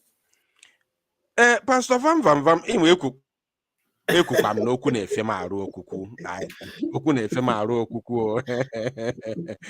this man on the screen said that these young people have taken over the entire Southeast. Yes. So now I want us to see it from a different dimension. Does it mean that Mazi Simon Ekpa is aware that we have taken over the entire Biafra land, and that's why he has the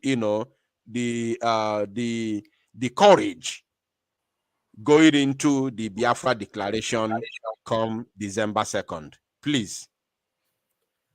Now, Biafrans, over 99% of Biafrans are listening to our prime minister because they have suffered under the zoo. They no longer pay attention to these criminals. Because they have realized that these criminals do not have their interests at heart. They have weighed all the options before them. And the only option that keeps them safe is to listen to the one who is in charge, the one who cares about their well-being and their safety. And they have discovered that it is our Prime Minister, Mas Simon Ekpa, both the old and the young. And this bunch of fools cannot even open their mouth and say that, look, oh, even today they are having self-vote for their referendum, and over 30 million voted in the first phase, and going forward, more are voting in their millions. Just today, our Prime Minister unveiled the printing of over 20 million voters' card for the next stage that we're about to enter. 20 million. So what it means is that 90% of Biafrans are ready to vote in the self-referendum. And they have all been voting yes, yes, yes, yes. So the youth is talking about that have taken over. It is because the land belongs to them. They no longer want criminals to dictate for them or decide for them or mortgage their future. They have taken their destiny into their hands. And they are listening to only one man, one voice, their Prime Minister, Mazi Simon Ekpa. Thank you. They are listening to only one man, taking instructions from only one man who happens to be their Prime Minister, Mazi Simon Ekpa. That is very, very important to know. Now, let me take the video back because there is something he said, and I want to ask you a question from that very comment, Mazi Vam Vam Vam. Mr. President, today in the Southeast, we are living under very serious threat. He said, today in the Southeast, we are living under serious threat.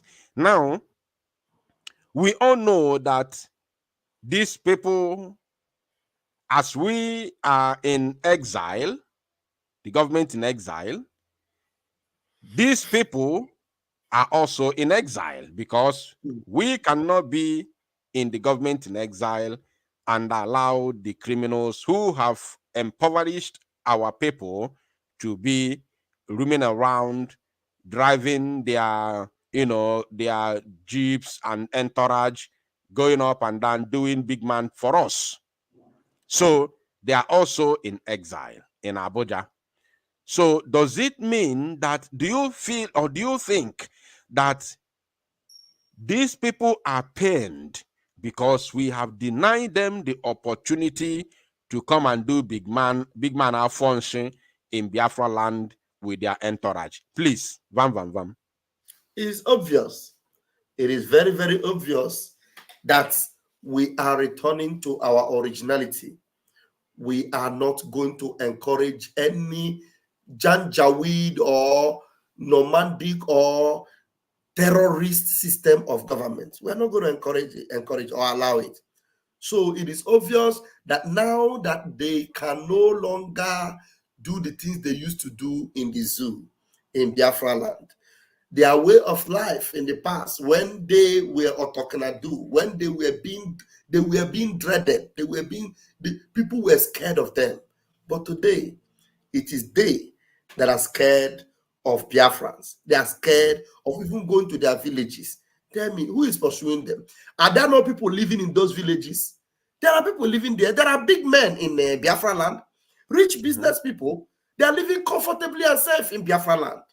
Most of them now from Biafra land are even donating. Biafra United, do you know that in our last fundraising, Biafrans from Biafra land made donations of $500. One single person from Biafra land, a businessman, made donation of $500. Another one, I think $400 from Biafra land. They made direct to the PM. These are business people doing very well in Biafra land. They are supporting our government from Biafra. Somebody from Biafra is donating $500. Another one donated, I think, $400 from Biafra land. Most of them are calling and saying, how do we support if their businesses are not safe under this government? Will they support the government? Of course, no. Now, they are safer under Biafra Republic government than they were under these criminals that are now crying to Fulani to come and help them stop the man that is keeping them safe. Biafrans will eat them raw. This time around, they are ready to devour them. Because anything that will threaten the safety and security of Biafrans that they are enjoying now, Biafrans will go after it headlong and they will tear it apart. Wow. And that's why they are afraid. Wow. Anything at all that will threaten the security of Biafran people, the security that they enjoy right now in the government in exile or through the government in exile, the security that the government in exile has provided for the Biafran people, that has stopped the Fulani terrorists from encroaching into the Biafra territory. Biafrans will go after any threat against their security that has been provided by the BRGIE. Thank you, my brother. Let's continue with the video. These young men who have taken over the video is not displaying. The Southeast, they have used Monday, which is a very critical day, where people need to go to market, where market women who want to go and sell their wares, which they have kept over the weekend, on Monday. Now, Monday has been classified as sit at home, and everybody is suffering it. Mr. President, insecurity anywhere is a threat to peace everywhere. So I am happy that Senator Benga Daniels has captured this situation in the Southeast as a national problem. The welfare and security of Nigerians, including the people of the Southeast, is the responsibility of government. Mr. President, please, Biafra, can you help me pause it? Let me talk sense into this goat's head. Yes, now, go ahead. This goat said that market women who they gather their things and then they want to come and sell on Monday, that they have made Monday sit at home. The question to this N1ger is, where are the market women? Who did they complain? Did they complain to you? That's the funny thing. You go to Biafra land. No, everybody is happy. Do you remember that recently when we told them not to go and vote, and they went and they voted, and Biafra land did not vote. Over 20-something million that registered, they only managed to scrabble about 3 or 4 million that they arranged because Biafrans did not come out. Do you remember Biafra United that in Biafra land, where they are complaining Tinubu, Biafrans were celebrating because they did not go out to vote. Now, this idiot that is talking now, ask him, where are the market women that you say that they keep this? Why are they not complaining? We go over Biafra land, we do not see any market woman complaining because of sit at home. The things I kept to sell, I could not sell it to. We did not see any business people where it because of sit at home. Rather, these market women are making voice notes. They are sending messages and telling our prime minister, we love what you are doing. A man even sent a video or audio message to Ifeanyi Oba telling him, Ifeanyi Oba, this sit at home. I don't know. Do you remember that video, that audio? Of course, of course. This particular sit at home, we are enjoying it here. We do not want you to cross our path because this particular sit at home, we love it. Go and do your own. We are doing our own. Anything that you will bring to scatter this thing that is bringing us safe. Now, the road you are supposed to fix, you did not fix it. You are complaining. Did we complain to you? This man that is complaining, ask him. Did any woman complain to him? Of course, no. Did any businessman complain that I kept something to sell? It's spoiled. That is why I could not sell it on Monday. Did they complain to him? No. Why is it that they are the ones that are drinking Panadol for the headache that is not theirs? You are complaining for women. Women did not complain. Businessmen did not complain. Nobody complained. But all of you bunch of baboons and criminals, you are complaining for other people that are enjoying their lives and their security in Biafra. And they are waiting, even ready to make more sacrifice. I'm telling you, Biafra Unite, do you know that over 85%, I don't want to exaggerate, I'm telling you the way it is, over 85% of calls that are coming for us to extend the sit at home to Friday is coming from Biafra land. Over of course. 85%. Telling us, please, some of them will call me and say, please, tell our prime minister that we want Friday to add. We want to add Friday because On that Friday, can I add the Friday. They are calling and they are telling us. And you are busy here crying for people that are telling us to increase the volume. One of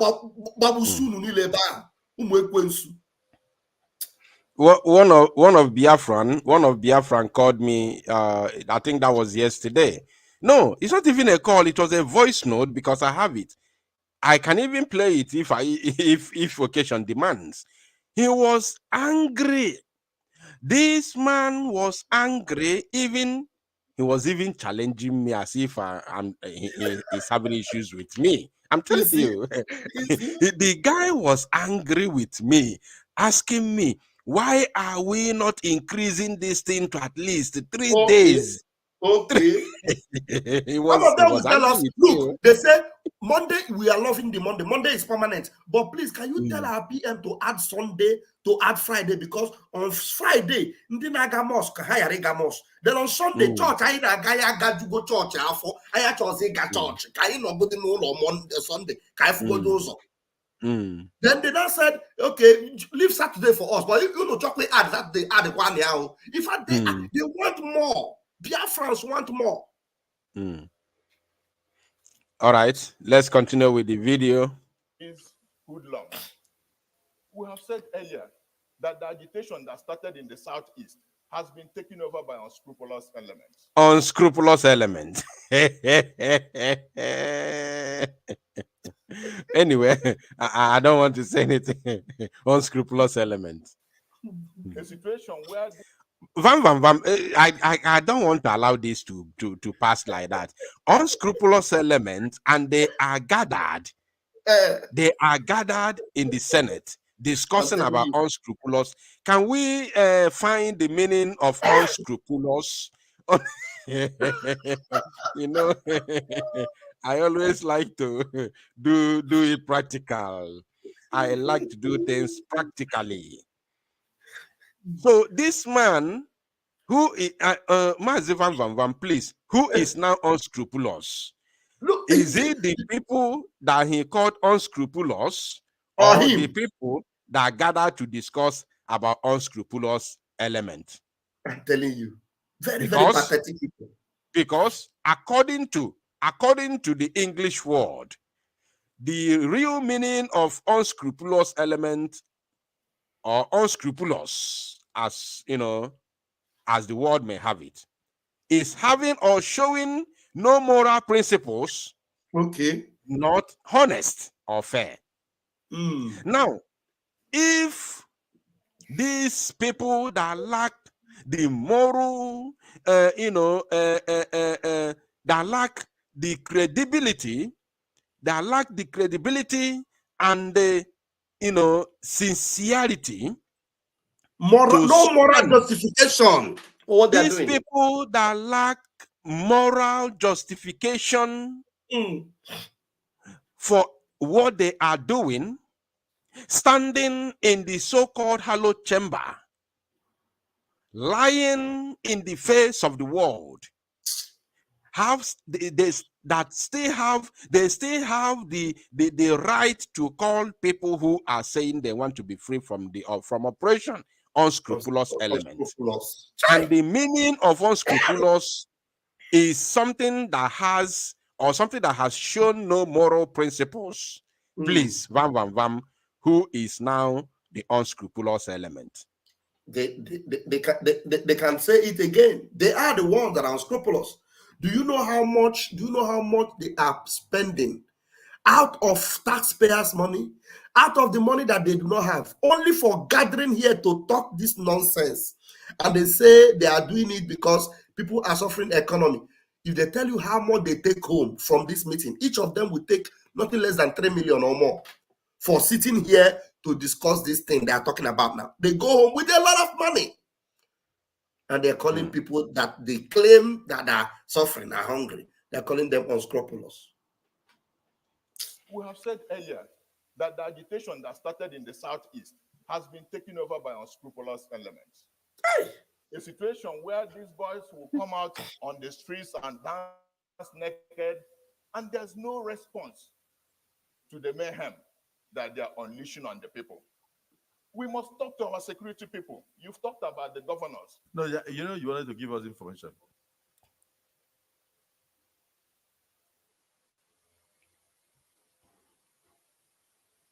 We must ensure, Mr. President, from experience, that we set up a rapid response mechanism so that we respond to some of these attacks, especially by our security agents.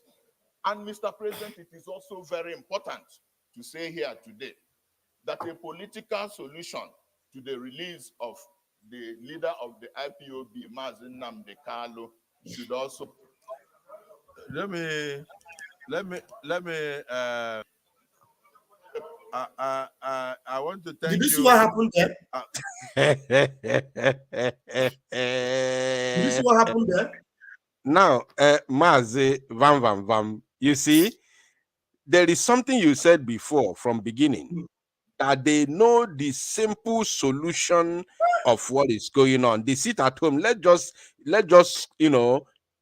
bring this. Let's just use the sit at home as a symbol of this gathering.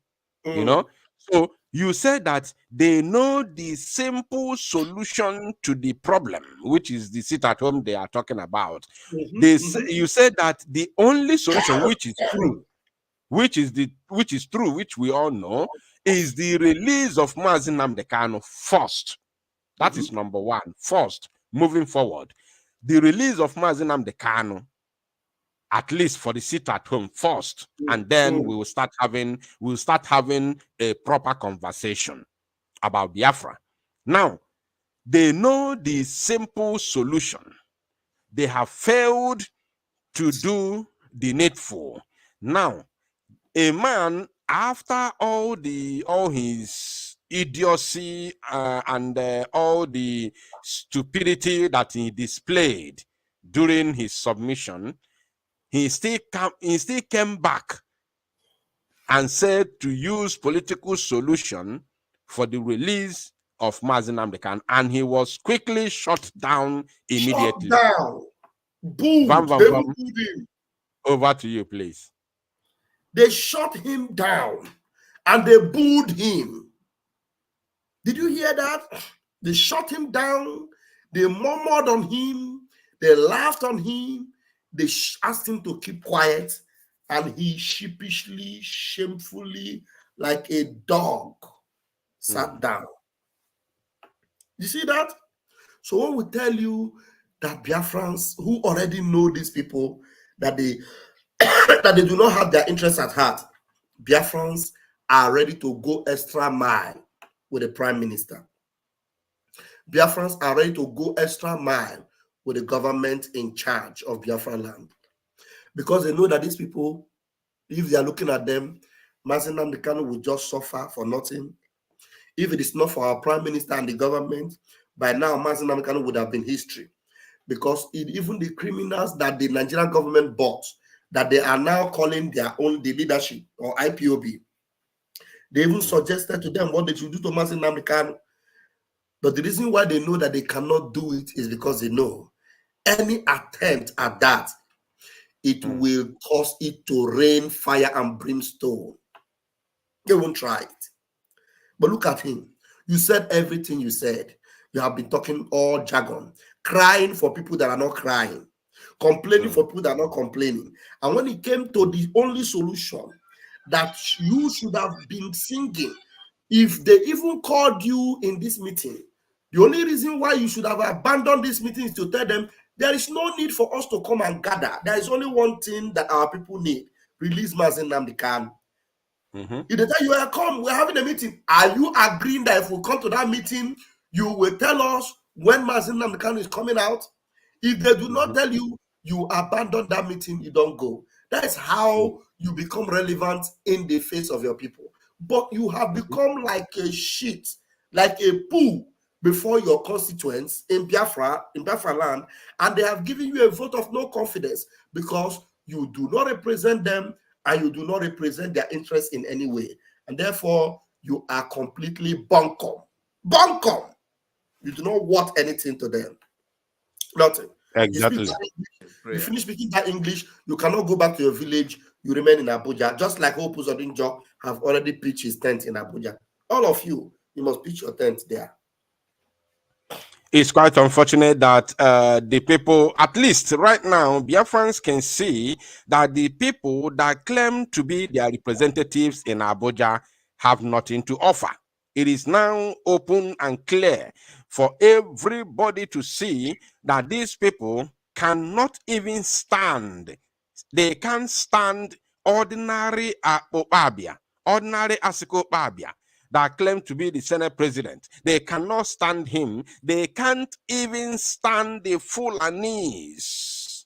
They cannot stand to defend their rights. They cannot stand to defend their own people. Rather, they align with the Fulani terrorists masquerading as senators in the House of Representatives of the zoo.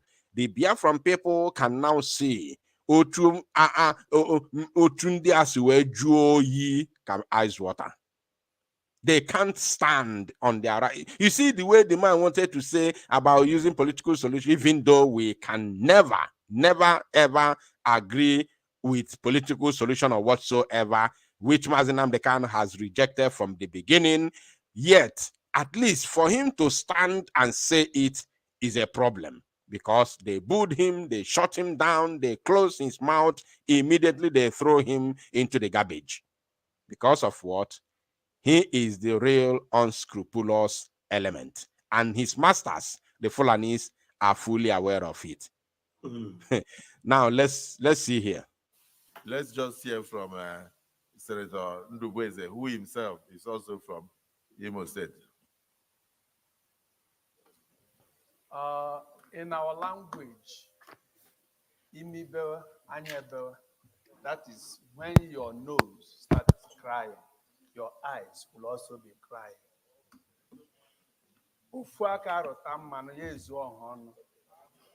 That is to say, what is happening in Imo, in Southeast, is affecting the whole Nigeria, captured by His Excellency Senator Benga Daniel. I think what we should look for is the solution. And that solution is what we'll advise the federal government to look into. We realize that the economy of the Southeast is going down, and it's affecting the GDP of the whole federation. You mentioned that you asked a question of what the governors have done. I'm from Imo State. It may interest you. I'm the only governor for Okigwe for 30 years now. Our own governor, I know how much he has put into the security issue.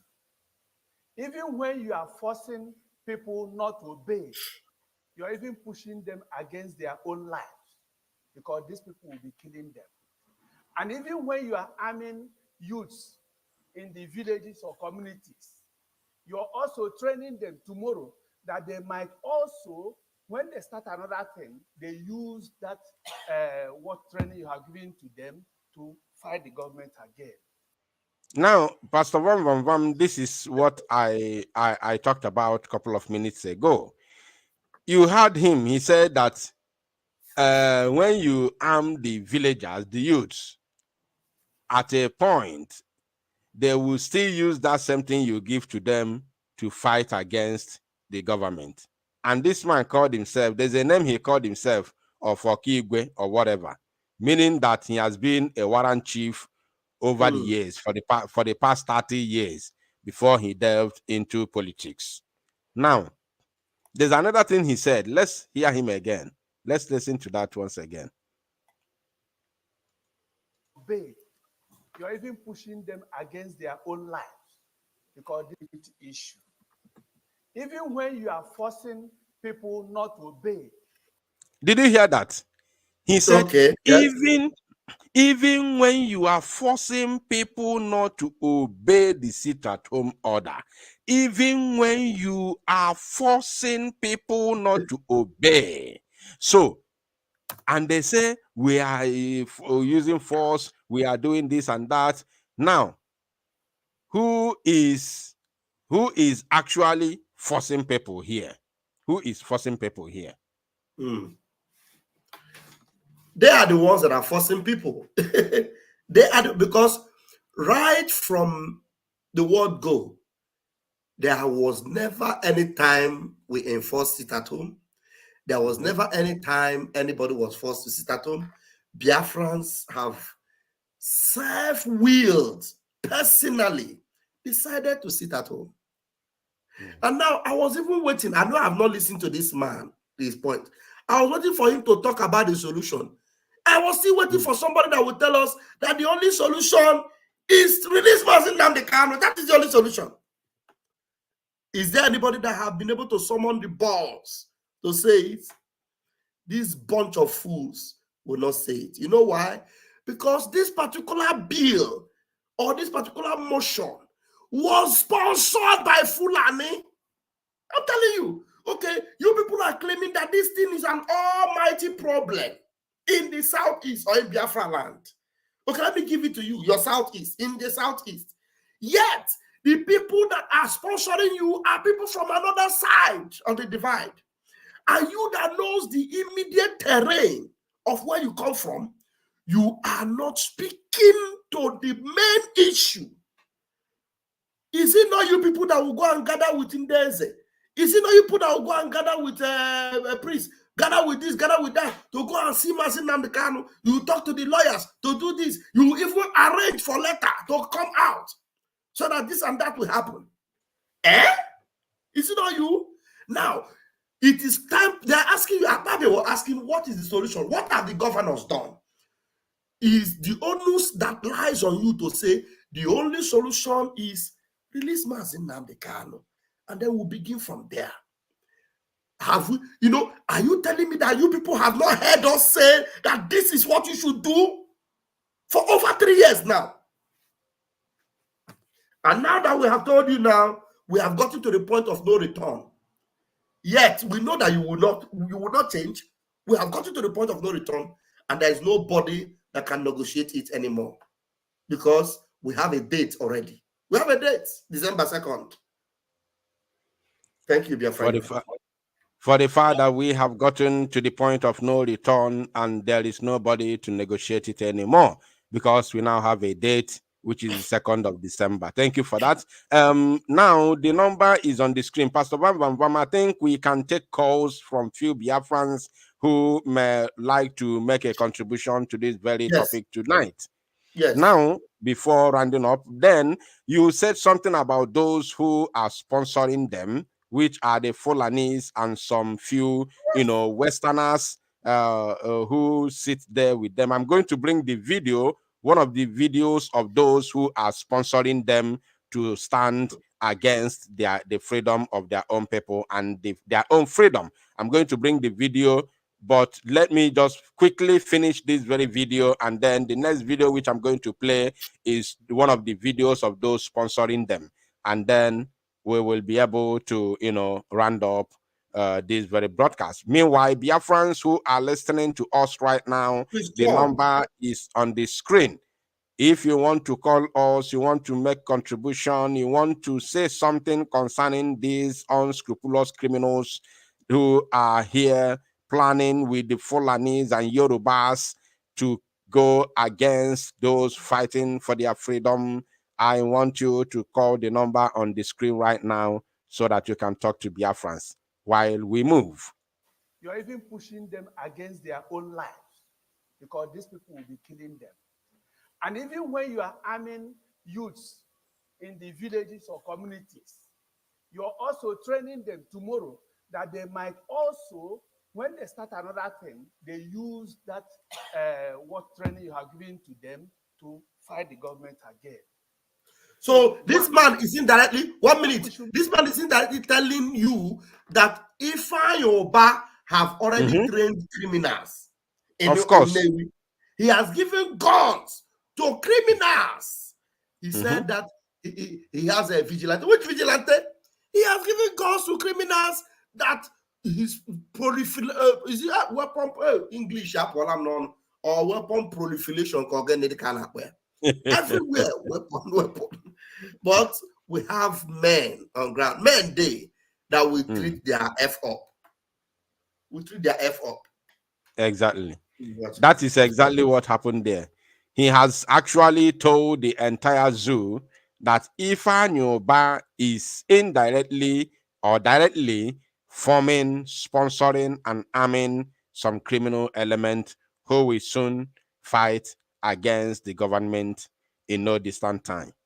Look into what can bring peace to the place and to Nigeria. Okay. Just like we look into the Northeast, what can bring peace? We can't be always voting money into these security issues, and it goes nowhere. Nigeria remains undeveloped. I will say, please, nobody is going into judicial issues that may be subjudice here. When we talk of political solution, give idea how political solution can be used.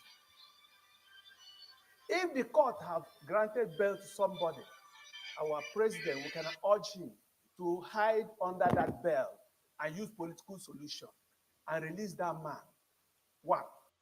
Caller on WhatsApp, your name and where you're joining us from. Please go ahead. You have only 2 minutes.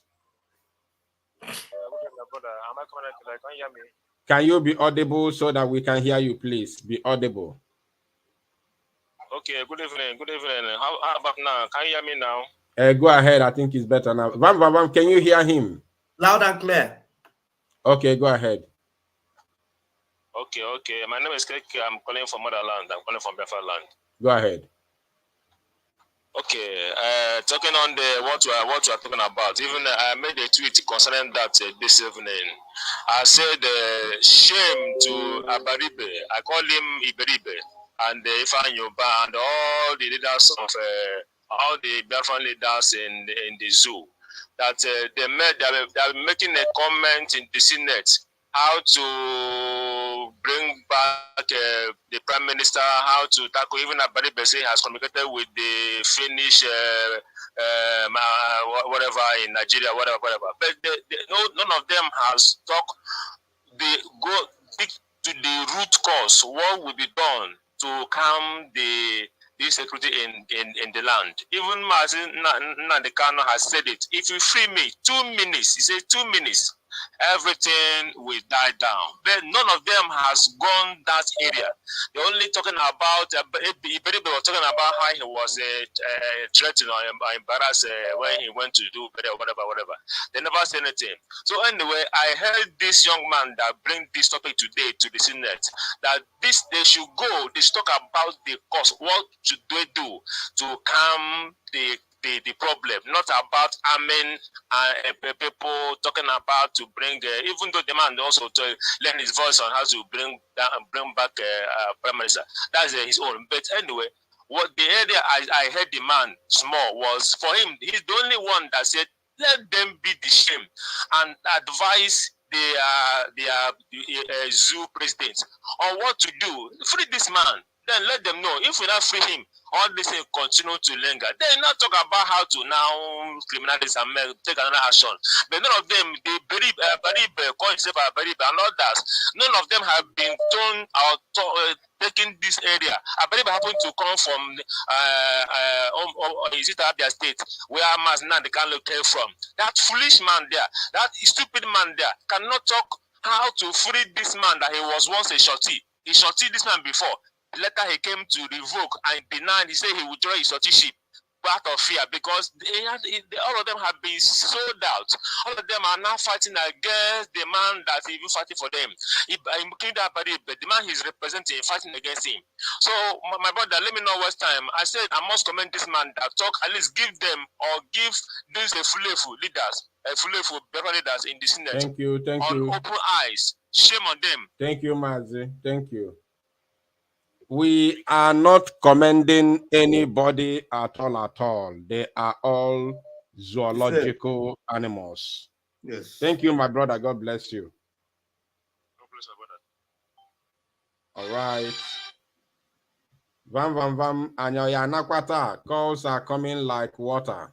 Call out on WhatsApp your name and where you're joining us from, please. You have only 2 minutes. Go ahead. Ikuku, this is your brother. retired Captain Ogunofo. Ewo, you're welcome, my brother Ogunofo. No, go ahead, please. This to Vam, my brother. Just as I typed in, I said the Nigerian senators are just crying us a river. This is crying us a river. These are a bunch of nitwits, frustrated people, ridiculous idiots, elements. They don't have any sense of reasoning. They just come out here, gather here. Should I call them parasites? I think they are parasites. Ameba, shapeless. The main thing I want to even talk about is I want to hit on Abariba, Iberiba, or whatever you people call it. He said, this peaceful country is a court of law and order. I can see law and order my foot. I'll remind him that Donald Trump called that court a shithole. It's a shithole. A country that has no law and order. Law and order, and they cannot respect every order given by both Supreme Court, High Court about our leader Mazen and the color. Law and order, they can't respect United Nations judgment. Law and order, where the senators are all looting, stealing. Presidents, they looting, stealing. Nobody can bring them to order. Law and order, where Manami stole our oil to China, sold it off today. Nobody brought him to order. Where do we start? Where is the law and order? They make the laws for the poor people, for the common man.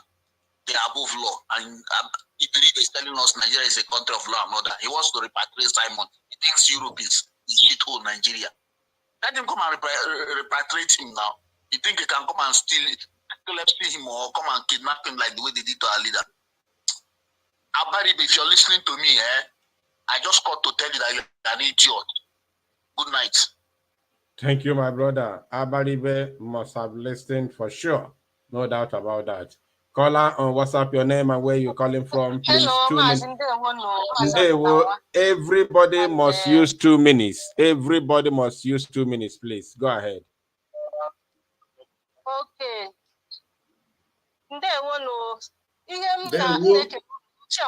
Greetings to Nnamdi.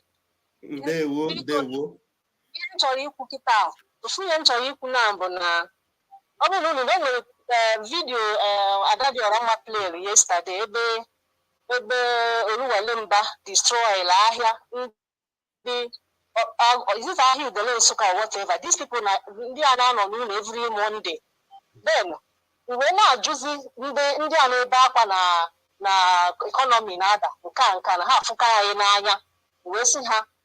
What I may be Silasha Kita, Nidi Madabazo. Ndị ahụ ga-agazikwa ya kọrọ ọbụghị na ọ bụzi ụlọ ka ha ga-anọ kịta onye nna ajụte kriminal sa n'ebe a n'afa n'ọnụ nna asị na Chukwu ga-akpọ ha ọkụ ha ncha niile ma abalị ibe ka ha all of them na ha ekego anyị agbụ kemgbe na Chukwu ga-esi n'aka Maazị Simon Ekpa wee taa ya agbụ ndị na ha ncha ga-agba ọsọ ha ga-agba ụkwụ ha ga na-emetụ n'azụ ha afụfụ adịgo too much ọ ya ka m na-ekwu Maazị Ọdịnanwa enweghị m ọtụtụ okwu. Something can go the other one na Kekedafia na Aba because na DOS Gunde winning the Alima Nazu because Nanda Banano na fight sit at home. No year also ana fight. I fight good ojuha abeba ogiri wono bushibo no miri. So nde wonu mu medicine ike 7,000 teeth opereku na na people fight sit at home and then na fight with the governors. Okay? Ayi ma ihe na ada no. Thank you. I believe I think the reason why they are now coming out to cry and lament is because they have seen that they are irats, they are agents that they paid to destroy destroy the freedom. They are no longer effective. So they want to do the work by themselves. Exactly. They have failed. Caller and WhatsApp, please. Your name and where you're calling from. You have only 2 minutes. Go ahead. Thank you very much. Can you be audible, please? Can you be audible so Biafrans can hear you? Good evening, Vam. Good evening, my brother. I'm greeting all of you. Yeah, I just want to use this opportunity to tell Mr. Abaribe, or whatever he call his name, that whatever he's doing, I'm so disappointed on him. Yes, I'm calling from South Africa. and Prince. So whatever Abalim is doing now, I'm totally disappointed. That's the only thing I want to contribute in this issue. Thank you very much. Thank you, my brother. God bless you. Bless you. You too. Caller on WhatsApp, your name and where you're calling from, please. 2 minutes. Hello, dear friends. When you call me, make sure that you turn down your listening device, or I will pick another call. It's okay. It's okay. I'm calling from Libreville, Gabon. Can you hear me? Go ahead, please. Your time is faster, is ticking. Go ahead. Yeah, I'm calling. My name is Vincent. I'm calling from Libreville, Gabon. I so much thank God for what is happening, and the way things are going. I want to thank the Minister, and for me, where we are now is Nibonasi Onye Kwero Ekwetaloya Mamewata. So that is the stage where we are. So nobody should be afraid of whatever. I mean, try to come up. We know that we are on the winning side. Very soon, all those people that are speaking in tongues and making blah blah blah, I know that they will be subdued to the authority of Biafran government. So nobody should shake by anything, by any reason. We are on the winning side. So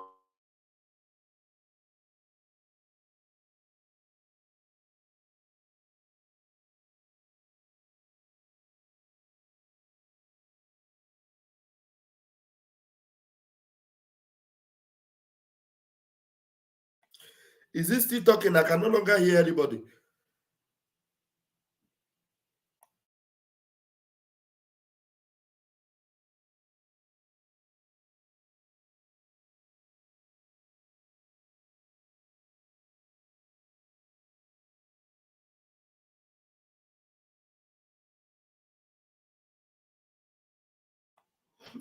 Biafra Unite, I can no longer hear anybody. I can no longer hear anybody. Please don't call me. Call that number on the screen, please. Hello?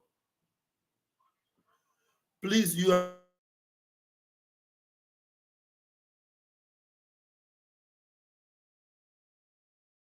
Remain adamant that he probably is not going to allow this. He said the unity of Nigeria is non-negotiable.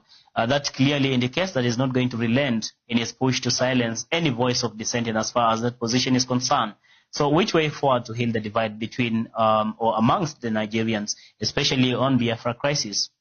I think the best thing is to ask them what they want. I remember one time Professor Wole Soyinka said, if we can continue fighting Biafrans for such a long time, it's not long before we go to war, which is actually happening right now. Why don't we ask them what they want? And for sure they have voiced and they have said it, that they want referendum. Why? Because for a long time, they do not have a mutual understanding with the rest of the Nigeria nation. They are not understood. They are marginalized for such a long time. They are not wanted by the rest of the Nigerian government. So the best thing is to take them to a referendum so that we know exactly what they want and separate them if that is exactly what they want. Why? Because if we continue like this, these are crises not only in Nigeria, but it will have a ripple effect to the bordering countries. And with time, it will have a big effect to the African countries. As I'm talking, Africa has the largest immigrants to the world. It has the largest refugees to the rest of the continents. Why is that so? It's because of such crises that we can see in Biafra and Amazonia and other countries like Sudan. So I think before we even move forward, it's very important that we give or they're given referendum. From there, they can be able to sort out the rest of the challenges. And it's quite unfortunate because we have diplomatic missions in Nigeria. Why can't they take that issue with them and sort it out? Why are they quiet? Why is the world quiet when Biafrans are suffering? Why is the world quiet when we know very well that such issues can affect the whole of the whole of the African continent. It's quite sad, and that's why as Punchline Africa TV will continue talking to the world and saying that these people need a referendum. They're not needed. If you honestly you don't need me in your space, give me what I want so that I can self-govern myself, which I think it's a good way and a diplomatic way of allowing people to go their way. That would be cool. Coupled with that, I would like you to approach it from a different angle altogether. What probably could have informed this agitation for, of course, separation, for a referendum to go separate ways between, of course, Nigeria and the people of Biafra? Let's approach it from that angle, as you and ask ourselves, what probably can we do to see into it that we find a healing in this divide? Yeah, I think it's paramount to understand that for starters, there was no redemption, and the word you just used, healing, from the first Biafran crisis in 1967, to the 3 years fighting. And if you remember very well, there was a brief period where they got their independence, and then the Nigerian military decided to send all the planes to just bomb indiscriminately anybody who was found in that region. And those scars are passed on in what is called transgenerational trauma. You don't even have to tell your child about this. It's the same thing that affects most African countries. You don't really need to tell your child, hate this person or hate this person, but the way you behave and the way you talk about these things and the tone with which you use, your children pick that, and then they grow up with that. They send it to their children and their children's children, and each generation comes forth understanding their history and knowing very well that we are the people who have been marginalized in a country where we are one of the most, we are creating profit. We're bringing GDP, one of the highest rates of GDP. We're bringing the largest group of intelligent people. We're bringing the largest group of talented people. And yet we are the people who are not benefiting from all this. And this crisis goes on in most of the countries that we are finding, in the African continent with protests currently like Amazonia and Ethiopia. If you bring in another angle of how the Nigerian government has been dealing with this agitation, I believe, or I think, if they were to avoid the situation that they're finding themselves in, they really should have addressed the issue of why there was a Biafran war. There was a Biafran war, rather, in the first place. As it is, they are taking the Paul Biya approach of assuming everything is fine because we're in Lagos, while everything is not fine. People continue to die. You continue to apply the colonial methodology of handling protests, and that is arresting people arbitrarily, disappearing people arbitrarily. For a very long time, we don't know where Nnamdi Kanu is. That should not happen in this day and age. For a very long time, I don't know how many Biafrans have disappeared, how many have run from their homes, fearing persecution or fearing death. And that is a very old, very archaic way of dealing with these protests. Most of these African governments could have benefited and could have avoided this crisis if they came forth and asked the people, what is it we can do for you? Where did we go wrong? How can we institute healing to begin in the Biafran region to start with? How can we make sure that we set up, even if it's a ministry, or talk to the Ministry of Devolution, because Nigeria was one of the countries that started the federal system in Africa, and yet you have people with no roads. It makes zero sense, and that is a very bad conviction on devolution in Africa. So as it is, I think the onus is on the Nigerian government, first of all, to understand why there was a Biafran war in the first place, understand why it still goes on, ask the people what they want, and as it is right now, if they asked the people 10 years ago, the needs will be different, because right now all they want is a referendum. All they want is a referendum, and if they get that referendum, they're going to get out of Nigeria. They're going to vote and ratify that they need to be separate from Nigeria. The thing that the federal government of Nigeria fears about this is because they'll lose most of their resources.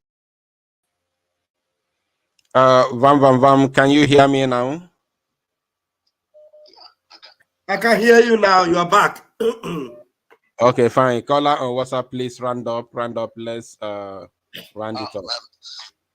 I'm saying something on this Mr. Abari be speaking in the assembly of Zoo senators. I want to ask Mr. Baribe that he has committed, said something that was against Senator Ifeanyi Ubah as well, because Senator Ifeanyi Ubah gathered some miscreants as well in Newe, Anambra State last time ago, and he gave them gun to be pursuing Biafran soldiers.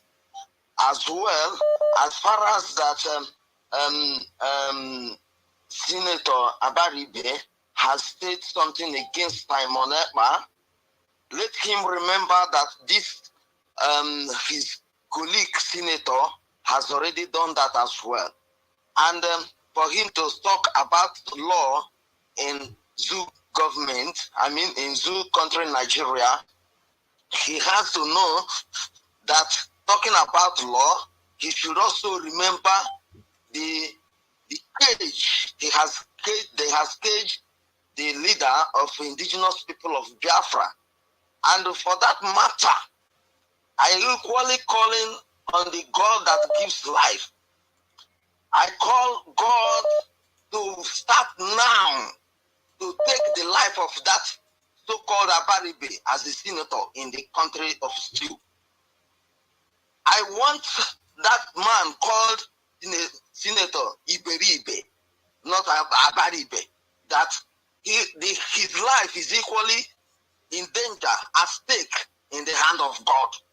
Because I know the God that I'm talking about, the God of John chapter 1 verse 1, the God that pulled the wall of Jericho, the God that answered Elijah, the God that answered all the 42 prophets in the whole world.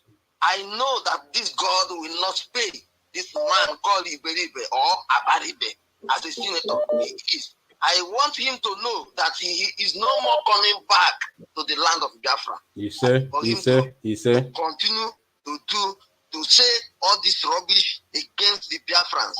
Thank Let you. them continue to talk about Simon Ekpa, that Simon Ekpa has been already strengthened in the name of Jesus. He said, thank you, my brother. God bless you.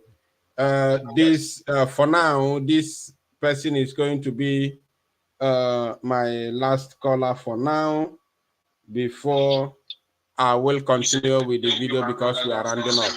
Caller on WhatsApp, please. Your name and where you're calling from. You have only 1 minute. Can you turn down your listening device, please? Yes, sir. You're welcome.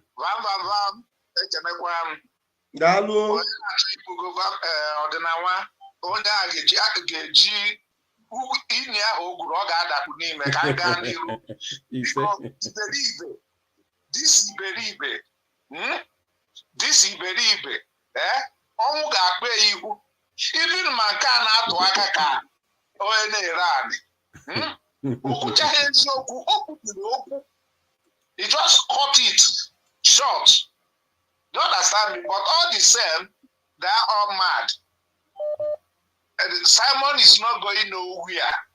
If they say Simon will go home, which I know is not possible, I am coming home. All of us will die. Because I suffered during the war. So now I know what it pains. Someone will go to school and go exam. They will cut it. Our so-called idiots will not talk anything about it. They say cut off mic. What is mean of cut off mic? Max. What is mean? The intimidation was so long. You understand me? I am angry here. You understand me? None of us can come back home safely without no harassment.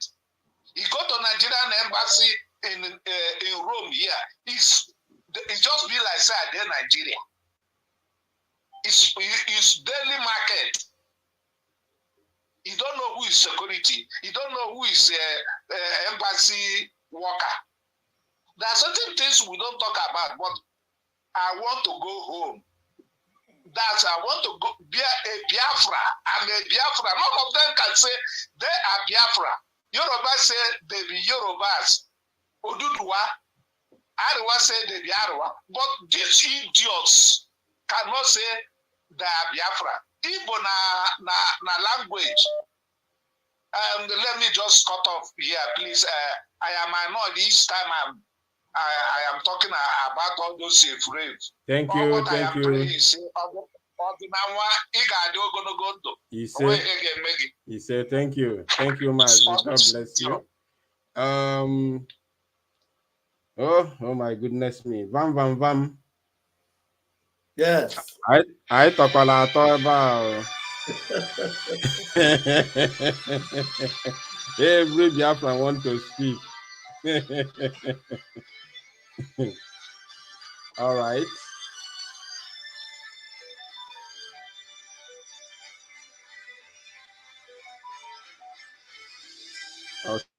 Okay.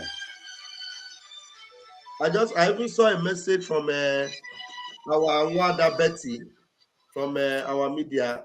She said she wanted to join us, but she didn't send me the message on time. I don't know. We have already spent almost 3 hours here. Maybe.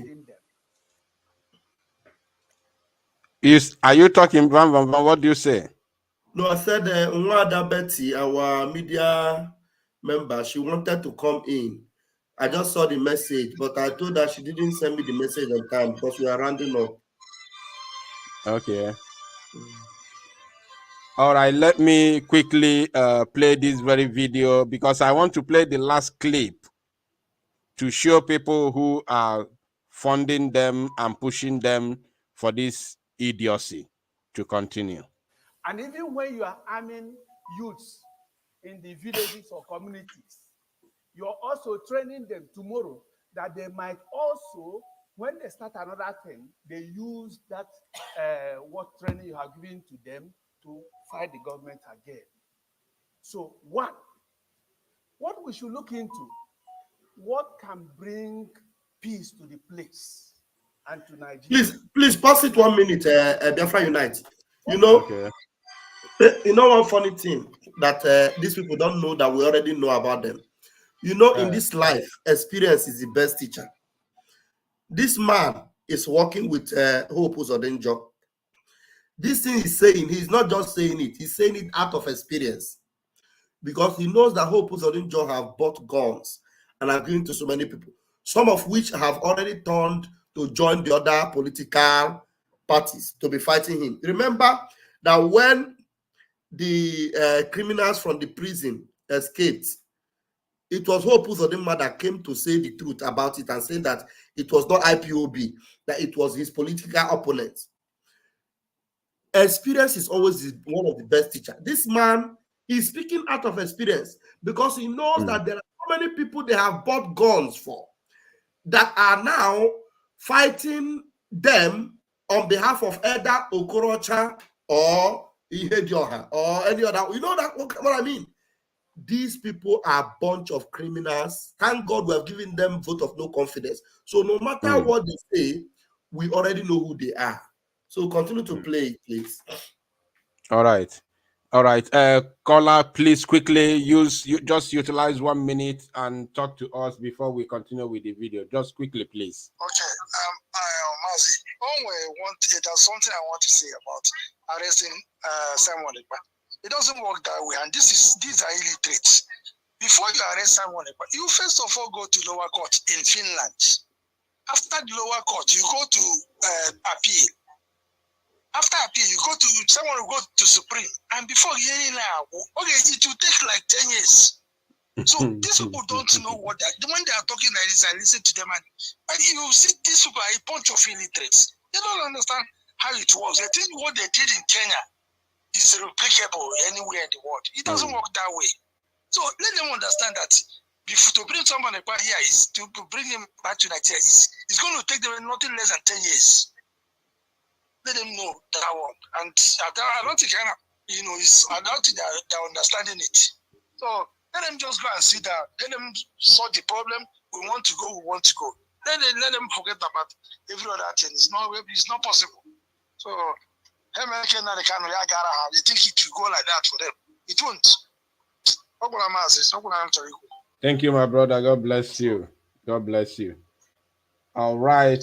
Pastor Vam Vam Vam, a lot of people are calling. A lot Please of people. take their calls. Let's take some calls. Just tell them they have 60 seconds. At least take at least 10 calls.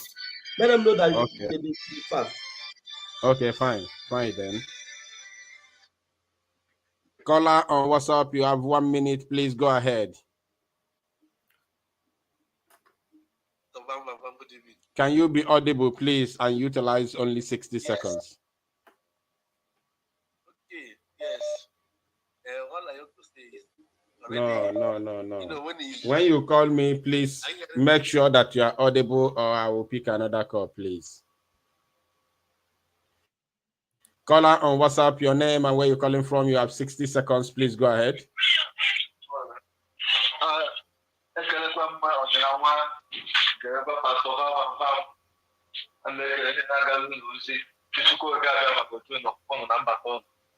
Ọ na-ewute m na anyị nwere ndị si na ha edi maka ewu ha bụgara it's a very terrible thing because when you look at those people, you understand that all of them are fools.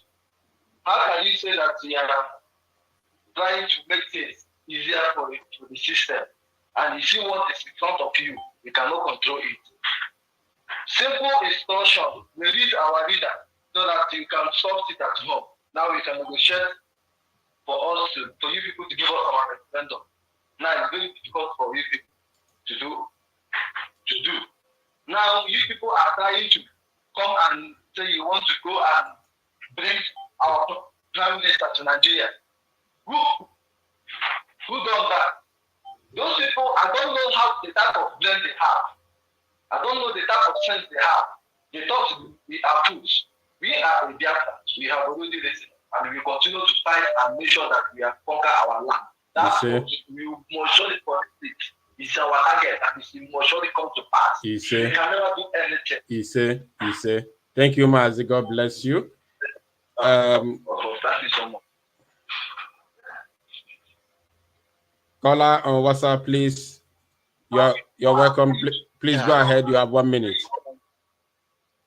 Thank you, my brother. Thank you, Biafra Unite. I just quickly want to correct something. Somebody called in just now and was talking about, if they want to arrest a prime minister, it will take them like 10 years. That is a very false statement to make on air. If you arresting prime minister for what, on what offense? That's number one. He is the prime minister of Biafra Republic government in exile. So let us make it very, very clear. Nigeria government can never, I use the word never, bring Mazi Ekpa to Nigeria. Number one, he's not a Nigerian citizen. Number two, he's a citizen of Finland. And number three, he's a prime minister of a government, another country in exile. And Nigeria can never, in 100 years, bring him back to Nigeria. So let's make that very, very clear. That's the only reason why I called. Thank you. Thank you. God bless you. I couldn't say something on that because of time. God bless you for that clarification. Caller on WhatsApp. Yeah, thank you very much. That's Mazi Erasmus. From the voice, you just know he's the one. Yes, thank yes, you, yes. Erasmus. Yes. All right. I hope my phone is not hanging. All right. Before we connect to another call, let me quickly play the video. We can't be always voting money into these security issues, and it goes nowhere. Nigeria remains undeveloped. I will say, please, nobody is going into judicial issues that may be subjudice here. When we talk of political solution, give idea how political solution can be used. If the court have granted bail to somebody, our president, we can urge him to hide under that bail and use political solution and release that man. One.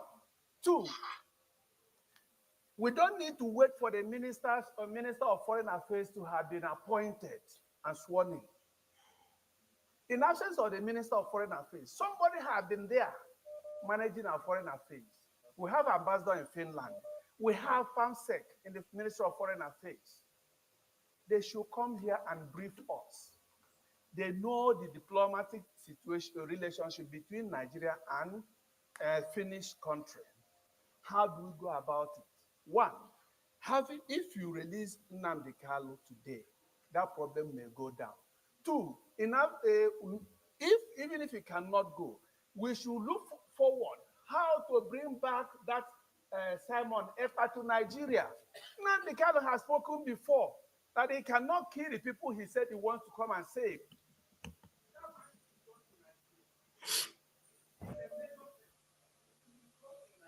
Mazi, I have a question for you, but before then, let me quickly pick this call. Caller on WhatsApp, please use 1 minute. You're welcome. Thank you. Can you be audible, please? Can you be audible, please? Go ahead. Biafra United, good evening. No. You're welcome. Pastor Vam Vam Vam, I greet all of you. Well done, go ahead. You know, this kind of issue, that is to show the kind of leaders we are producing in that our area called the South. You know, this thing, I have been saying this thing, anytime they talk of political solution, my mind goes, can they define this political solution? The political solution that have no definition, that means they have never in their life thought of releasing him. Because when we talk of political solution, you have to define it. What is the political solution are they talking about? Because for me, the political solution they are talking about, is it not for him to drop Biafra? Is it another thing? And the man I know can never, the Homadike can never drop it. For Abaribe, anyway, like you said before, Niko Kuna Hega, when he finished, when he's through talking trash, he will remain in Abuja. Thank you, my brother. And when he come home, we will definitely treat him a Biafran treatment. That is the only thing. Thank you. God bless you. All right, caller on WhatsApp, please go ahead. You have 1 minute. Hello, good evening. You're welcome. Can you hear me? Caller on WhatsApp, please go ahead. You have 1 minute.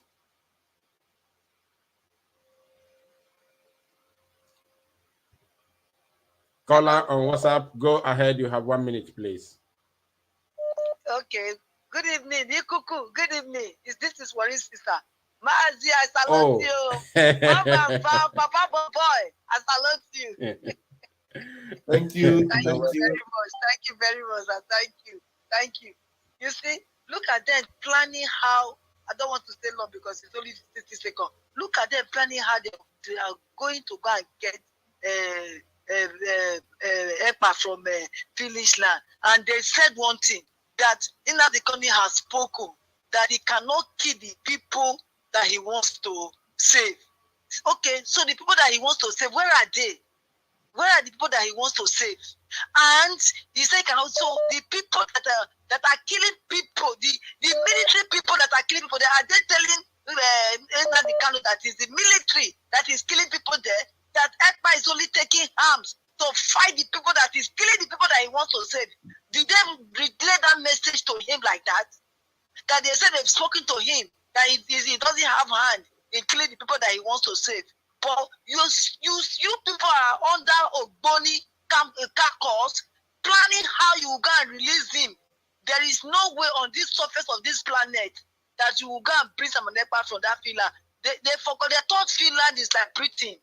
That's what they are thinking. Why did they do the same thing with Britain to go and carry Nnamdi Kanu? Why did they deceive him to Kenya to go and extradite him or cash on him or go and corner him to take him to Nigeria? Now you are planning with Finland. Finland know who you are. That's why he said his government to bed. Whether 1 million years, you can never happen. That boy, they say 10 years. So wait 10 years. Before they will do that, now Biafra is here already. Can't you see? That's why they are. Look at their neck. That's why they are shivering. Is it not Igbokwe that is sitting in the front there with glass on his head there? All of them are there, thinking of how they will go and bring only one man, one good guy. Chineke, thank you. Thank you, my brother. Thank you. Thank you, you. my sister. God bless you. That was bomb.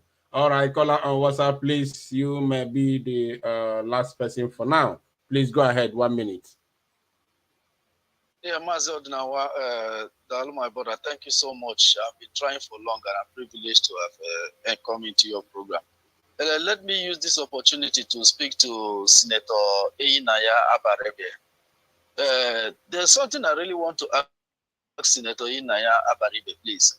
The 300 and something Biafrans that have disappeared in Abia State, is it Simon Ekpa that took those people? Why is it that these our so-called politicians think that to sacrifice any Biafran that rise up to speak is just a normal thing that they can do at will and go free? Why is it that these young men don't have value for us all in the name of politics? They have succeeded in enslaving us. We have all run to different countries in overseas just because of these young men. My brother, you see, we have endured enough. We have endured enough from these young men, and it is time for them to leave us alone. If they don't want to leave us alone, they will go down for it. There is no two ways. Next generation cannot be enslaved again. We are going to bring this whole thing down. This rubbish of trying to lay their blames of their failures on Simon Ekpa and the rest is just a waste of time.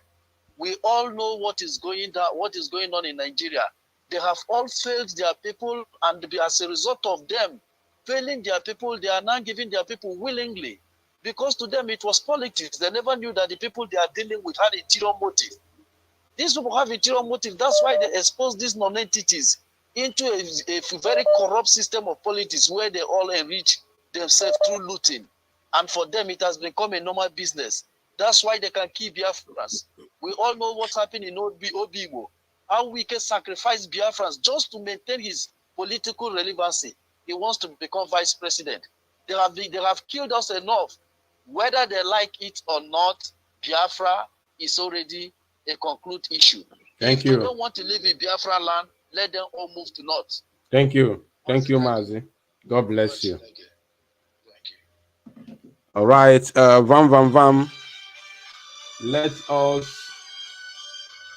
Let us we must have a word for this man called Ifanyo, but just listen to this, just 40 seconds. We block the entire road, and then local vigilante will get to the scene within 3-4 minutes, and it has worked. And I believe if we use that prototype, we'll be able to nip this issue. But the most important thing is to use our international our security agencies, the diplomatic missions, to invite the ambassador of Finland to know why such a fugitive should be in their country and be giving orders to our country.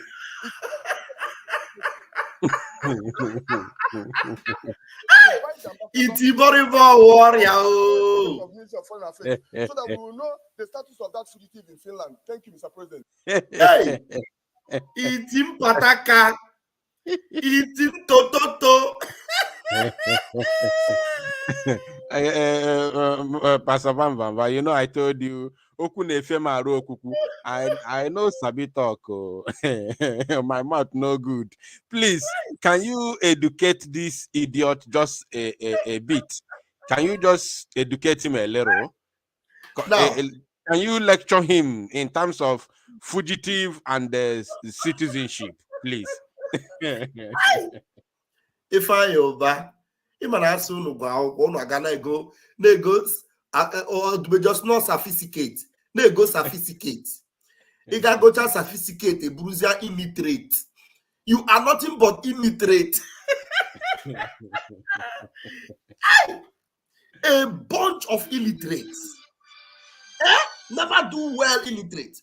Now, Mazi Simon Ekpa is not just a graduate. He is an international sportsman, a legal practitioner, a national Finnish man. Finland is one of the best countries in the world with rule of law, with the best democracy. The Finnish people are one of, they said they categorize them as some of the most happiest people on earth. I have been to Finland. Very happy people, very educated people. They are not buffoons like you. Mazi Simon Ekpa is a citizen of Finland.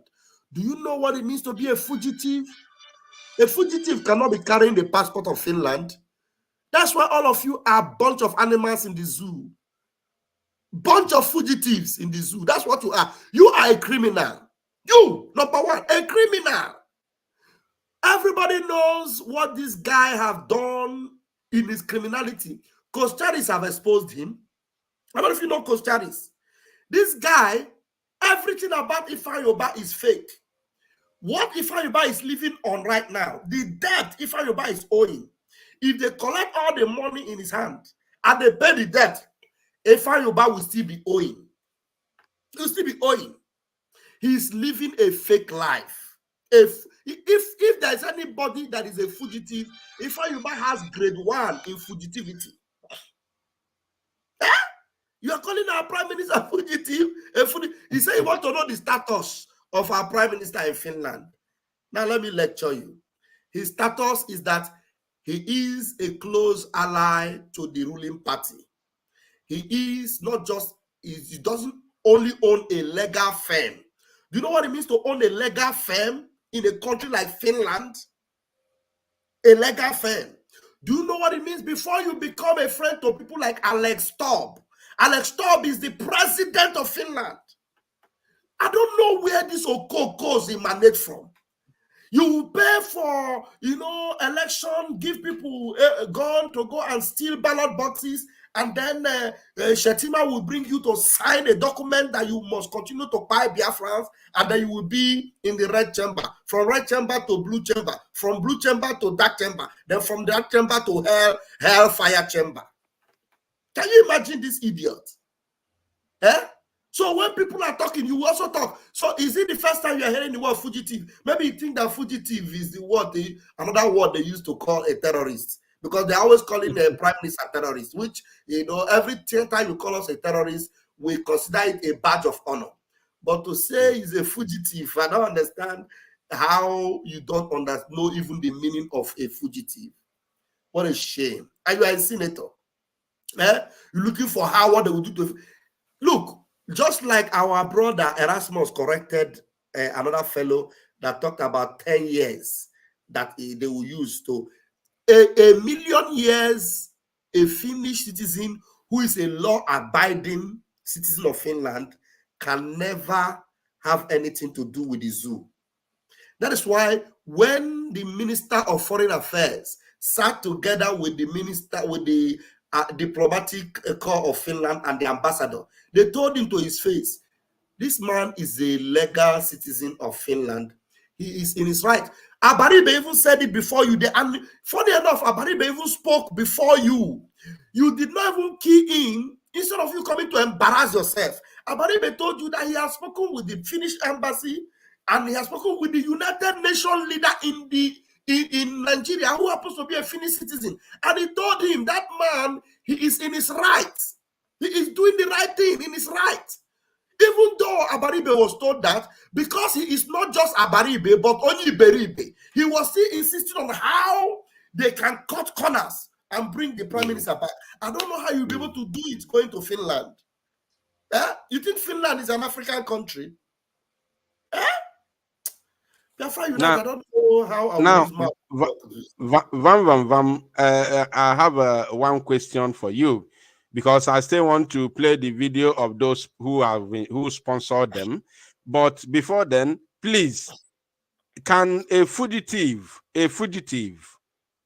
be a certified politician in the country of his residence? Impossible. Impossible. Because if you are a fugitive means that you are not in your resident country. You are a wanderer. A fugitive is somebody that is wandering in other places away from his home. Away from his home. You understand? But Mazi Simon Ekpa is a Finnish citizen. He is in his home. Finland is his home presently. Apart from his nationality of Biafra, Finland is his home presently right now. And he is the prime minister of Biafra in exile. Do you understand? So he cannot, All right. Based on what you said, that they, of course, we all know that they buy certificate, especially N1ger bought certificate. We have his history, but N1ger, let me use this medium to to lecture you a bit. Fugitive, in case you don't know, because you just mentioned that word, even though you don't know the meaning. Fugitive is a person who has escaped from captivity or a person who is hiding. That is a fugitive. It's very simple.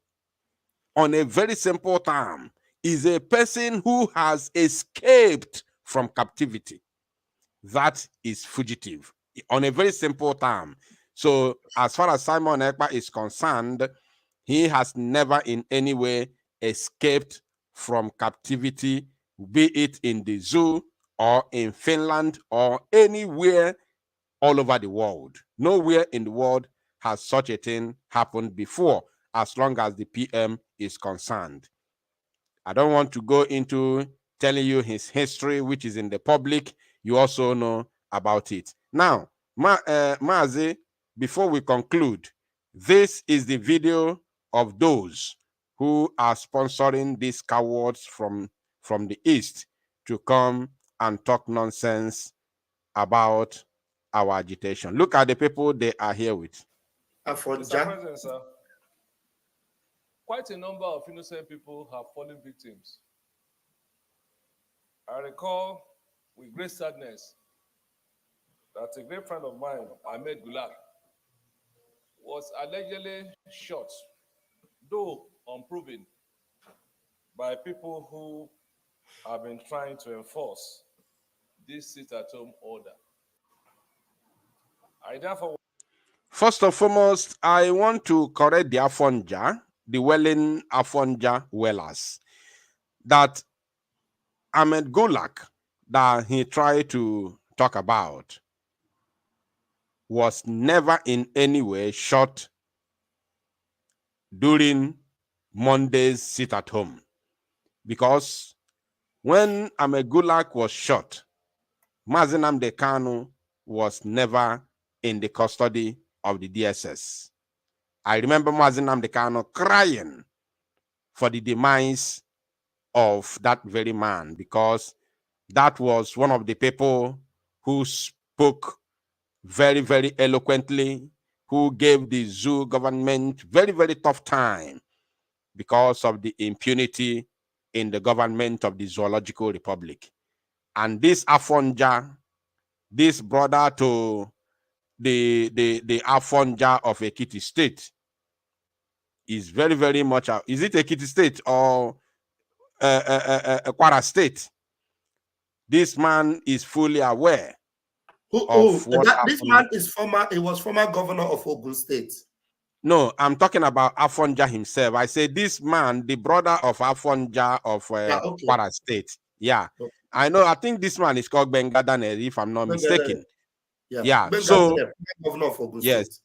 Yes. So, he is aware of what happened to the late, the man he talked about. He's aware of what happened to him. He knows that it is people like him in power during the time of the late Muhammadu Buhari that assassinated that very man. He knows. Now, this very Monday sit-at-home started on the 9th of August, 2021. Before then, that very Ahmed Gulag had already, died. But this man is here today lying to his face and lying to the whole world how sit-at-home or the enforcers of sit-at-home assassinated Ahmed Gulag. That's quite unfortunate. You know what you should understand? First of all, there's no need to analyze the idiot, because he himself said that even though it is not proven. So something that is not proven, you are there And he's saying talking it. Can you imagine? He said it with his mouth that he was gone down allegedly, even though it is not proven. Imagine. And he's saying it. Chai.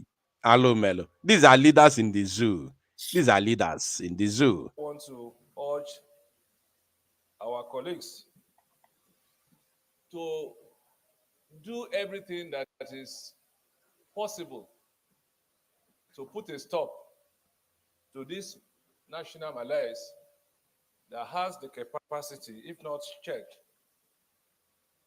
in grounding the whole nation economically. I so support the motion, sir.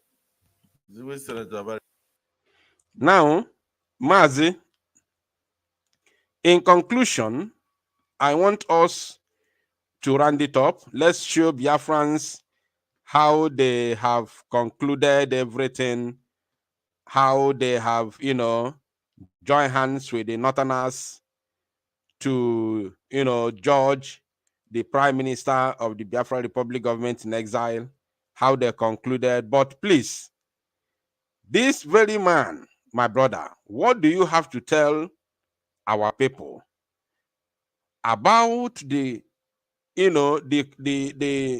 situation on ground, how these people join hands together with the Fulanis, the Northerners, and the Westerners in order to destroy their own people? My brother, in 1 minute, please.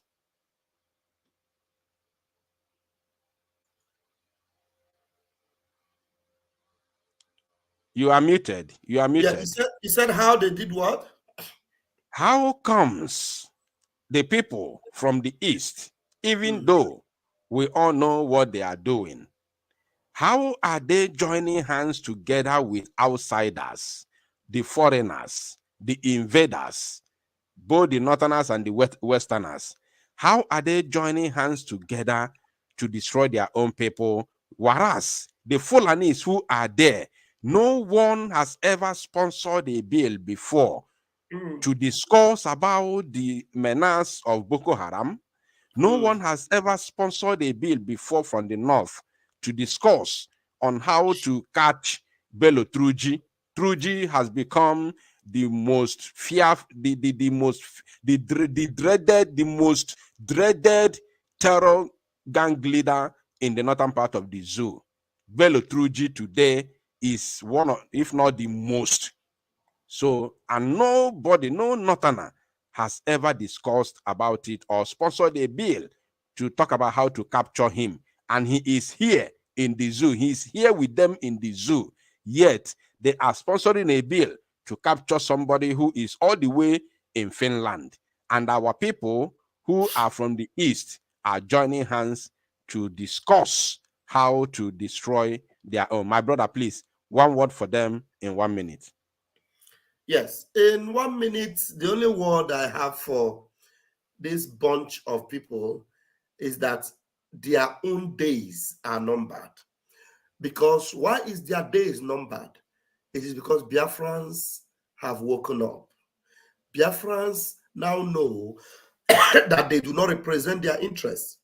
Because Biafrans now know that the same people that have paid Fulanis, headsmen, giving them AK-47 to come and buy our people, the same people that knows very well that banditry is operational and increasing their momentum in the north, but would rather prefer not even to call them terrorists, or would even prefer to go and negotiate with them, or would even have them walk their streets with AK-47 and do nothing, are the same people sponsoring these so-called politicians that are supposed to be representing Biafrans.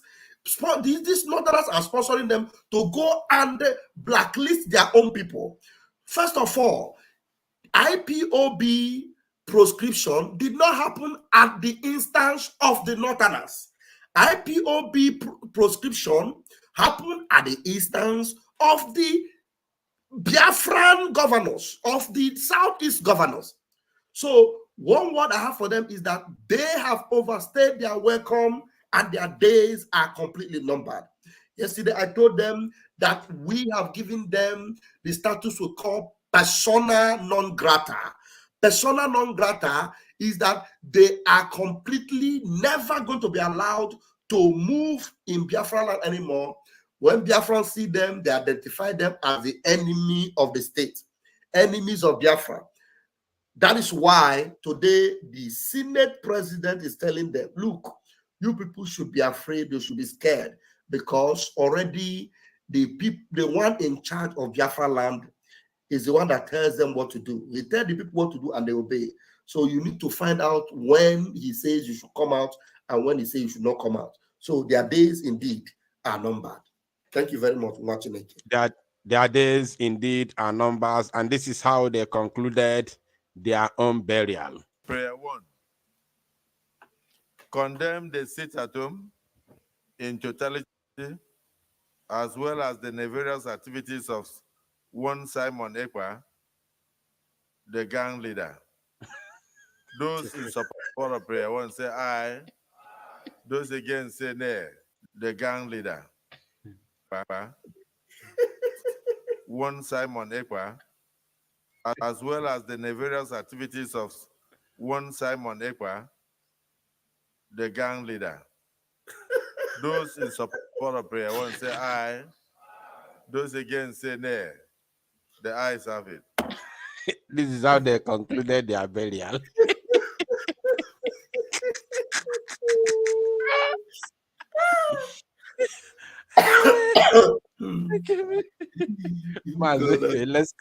Let's conclude. You see how they concluded their burial. I'm telling you, it's a closed chapter for them. Fellow Biafrans, we just want to appreciate you. And I'm very sure we've had a fantastic night. And this collabo is something I always look forward to. And each time I'm on this podium with my beloved brother, it's always something very exciting and very interesting. And I just wish we can make it a regular thing, at least if possible, twice in a month, you know, whereby Biafrans will look up to forward to the collabo between Pastor Van and the N1ger. The collabo between the Cuckoo and the Van is something that is quite interesting, because, you know, the passion and love for Biafra that drives us. You know, our life, we cannot exchange our life for any other thing. But if our life is to be exchanged for Biafra, beloved, I would readily give my life for Biafra, because people have died for nothing, for useless things. So if today, I am given for Biafra and my life is taken for Biafra, you know, I count it all joy. But you know how interesting this season is? Our Prime Minister has told us that we don't need to die, that he is the finisher. He will finish the job and we shall all get into Biafra. That is why today I stand with my full chest to support him. And if there is any one of you that is yet to support our Prime Minister, look, supporting him not be only for mouth. Let me tell you, you be my friend, not be for mouth. You be Biafra, not be for mouth. Right now, Biafra need the granite. We need the serious granite to make things happen. I'm telling you, as we are preparing for this declaration, we need stockpile of the necessary tools to keep Biafra safe. And they are not cheap. They're not cheap. I'm telling you the truth. They're not cheap. So just any day you see some money, extra money in your hand that you need, instead of you to go and waste it on anything, please go to www.ipobinusa.org/donate. Go there. Or you go to the government website, biafrarepublic.gov.org/donate. That's our government website. You go there and you put in that money. Every money you put in there, it is for the army. Or any of our town hall meetings with the PM. Somebody was telling me the other day and said, please, I want to give something for the PMO his visit. Please make him use and buy this thing. I said, okay, no problem. Go to the website and put it. He said, no, now PM I want give. I said, yes, go to the website and put it now. He said, no, how PM will contact get them. Now let me tell you. PM doesn't pocket any money. PM doesn't need any money on his pocket. PM lives in Finland.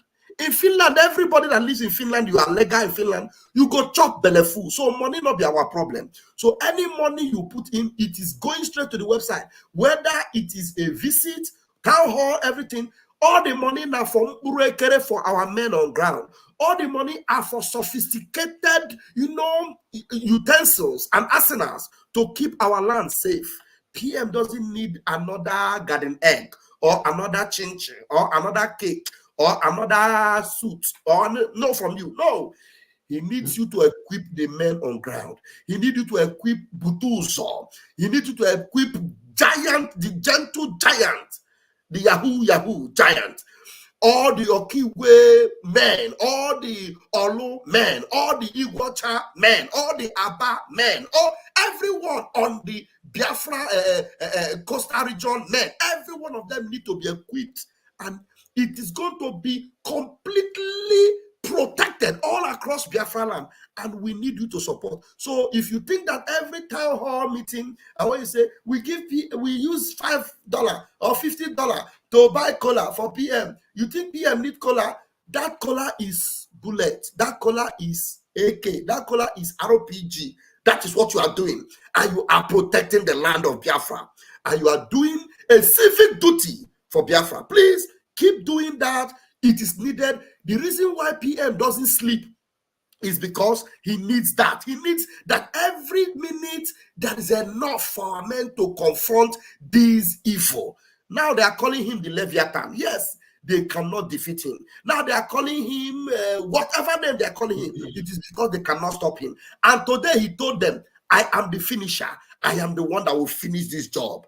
I am telling you, it is not by accident that you found him in Finland. It is not by accident that he is in Helsinki. Because in Finland, we will finish the zoo. In Helsinki, we are going to sink them completely. This is the job we have come to do. And we'll make sure we do nothing else but get the job done. Thank you very much for joining us tonight. Expect more from me and my beloved brother, Ikuku himself. I drop the mic here. Thank you, my wonderful brother, Pastor Vam. This is what we have signed up for, and of course, we will do it to the maximum. Biafrans and lovers of freedom all over the world, wherever you have joined us from this very evening, I want to thank you. According to what is going on in our land today, I have not said this before, but I want to use this very medium to say it before we conclude this very all-important broadcast that we have had this very evening. Listen, a lot of people do not understand what we are going to do after December 2nd. I haven't said this before, but I'm going to use this medium to say it, at least to awaken all of us, especially those of you who are or who have not supported financially the liberation struggle of the Biafra nation. I want you to understand, by the time Biafra is redeclared on 2nd of December 2024, that is the time we are going to do the undo what we have not done already. There is a word the Prime Minister has always said, but many people have not understood the meaning of that word. He said that a time is coming when you are going to look for Obinze. When he said Obinze barracks, where our people are being disappeared, our people, the organs of our people are being taken and sell and shipped to China. They make money with the organs of our people. They slaughter them. They take their organs and sell them to China.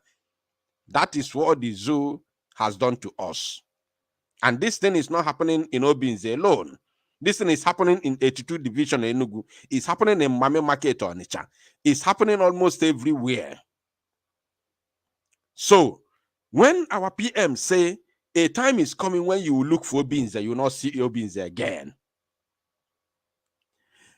You will hear news. The Janjaweed will be hearing doom in their barracks without knowing where it's coming from, but they know. So those of you who are not aware what the redeclaration of Biafra in 2nd December is going to, the package, the full package, Those of you who are not aware, you must know today, because you don't just declare Biafra and expect the Zoo Janjaweed to fold their hands and watch you go free of charge. You don't just declare Biafra and you expect Tinubu to say, okay, now, fine, you have declared Biafra, okay, we have allowed you, fine, go with your Biafra. No. When we declare Biafra, that is the time, that thing they used to say bomber to bomber, that is the time we are going to follow the zoo bomber to bomber. That is the time you are going to see the hardest of it all. It's going to be fierce. The confrontation of the Biafra Liberation Army with the Zoo Janjaweed will be fierce. So that is the time you are going to see everything happening. That's why PM say we will declare Biafra and defend it. We will declare Biafra and defend it. And defending Biafra is not with your bare hands. It's not something you come on YouTube and say we are defending Biafra. No. We will defend Biafra with all the necessary tools and arsenal, as my brother said. So if you haven't supported what we are doing financially, you must make sure that you are supporting, not just with your bare hand or by sharing our programs. You must support financially if you want our land to be defended after the declaration. Because it's not only the declaration, we will declare it and defend it. Very, very important to note. Please make sure that you are in support of what we are doing, wherever you are, especially those of you who are not in Biafra land. If you are in the diaspora, make sure that you reach out to your admin, your national admin, so that Kinwiki Sonifa Neme. If you do not have the contact to your national admin, give me a call or give call to Pastor Vam Vam Vam or call any Biafra Republic Government in Exile, BRGIE media personality, and request for the number of your admin in your respective countries. Very, very important, so that you can be able to join what we are doing and support the liberation of Biafra financially. Those of you who can do it through the website, do not hesitate to do it and make sure that you are counted financially and otherwise. And those of you who haven't voted before, the lines on your screen, the numbers on your screen right now, I want you to copy any of these numbers on your screen, give them a WhatsApp call, and they will help you to cast your vote. If you know that you haven't voted before, you don't have to struggle anymore. Don't call me and ask me for the link of voting. Don't ask me for the voting link. Just copy any of these numbers on your screen right now. Give them a call. They will help you to cast your vote. These are the people that the government in exile have designated to assist our people to cast their votes on a daily basis. So they are there for you. Copy the numbers, and of course, they will help you to cast your vote. Thank you. God bless you. In conclusion, I want to pray for the life of Mazi Nnamdi Kanu, the leader of the indigenous people of Biafra. I pray that Chukwu Okike Abiama, there's one thing I always ask God: to give him strength, give him energy, power, encouragement, the strength for him to bear the brunt for all of us, and make sure that he withstand all the inhuman treatment and absorb all the harassment and torture from the DSS, the Nigerian state against him, and never give up. Then we outside will make sure that we fight to finish until Biafra is fully restored and freedom is guaranteed. I also commit the life of our Prime Minister into the hands of God.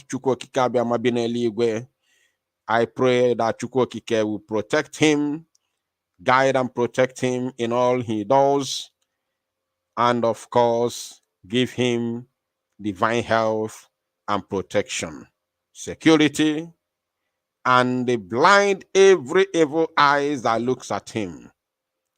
Paralyze every evil leg that walk against him, and break every evil hand that points at him. I pray for the life of our people, our men on ground, for their protection. And I pray that God give him victory each and every single day that they are being confronted by the enemies. Every individual, every person who is fighting genuinely for the liberation of Biafra, I pray for you that God will strengthen you, empower you, protect you, and guide you in all your ways. I pray for the government in exile and the cabinet members that God will empower you, give you more wisdom to fight for the liberation of Biafra until Biafra is fully restored.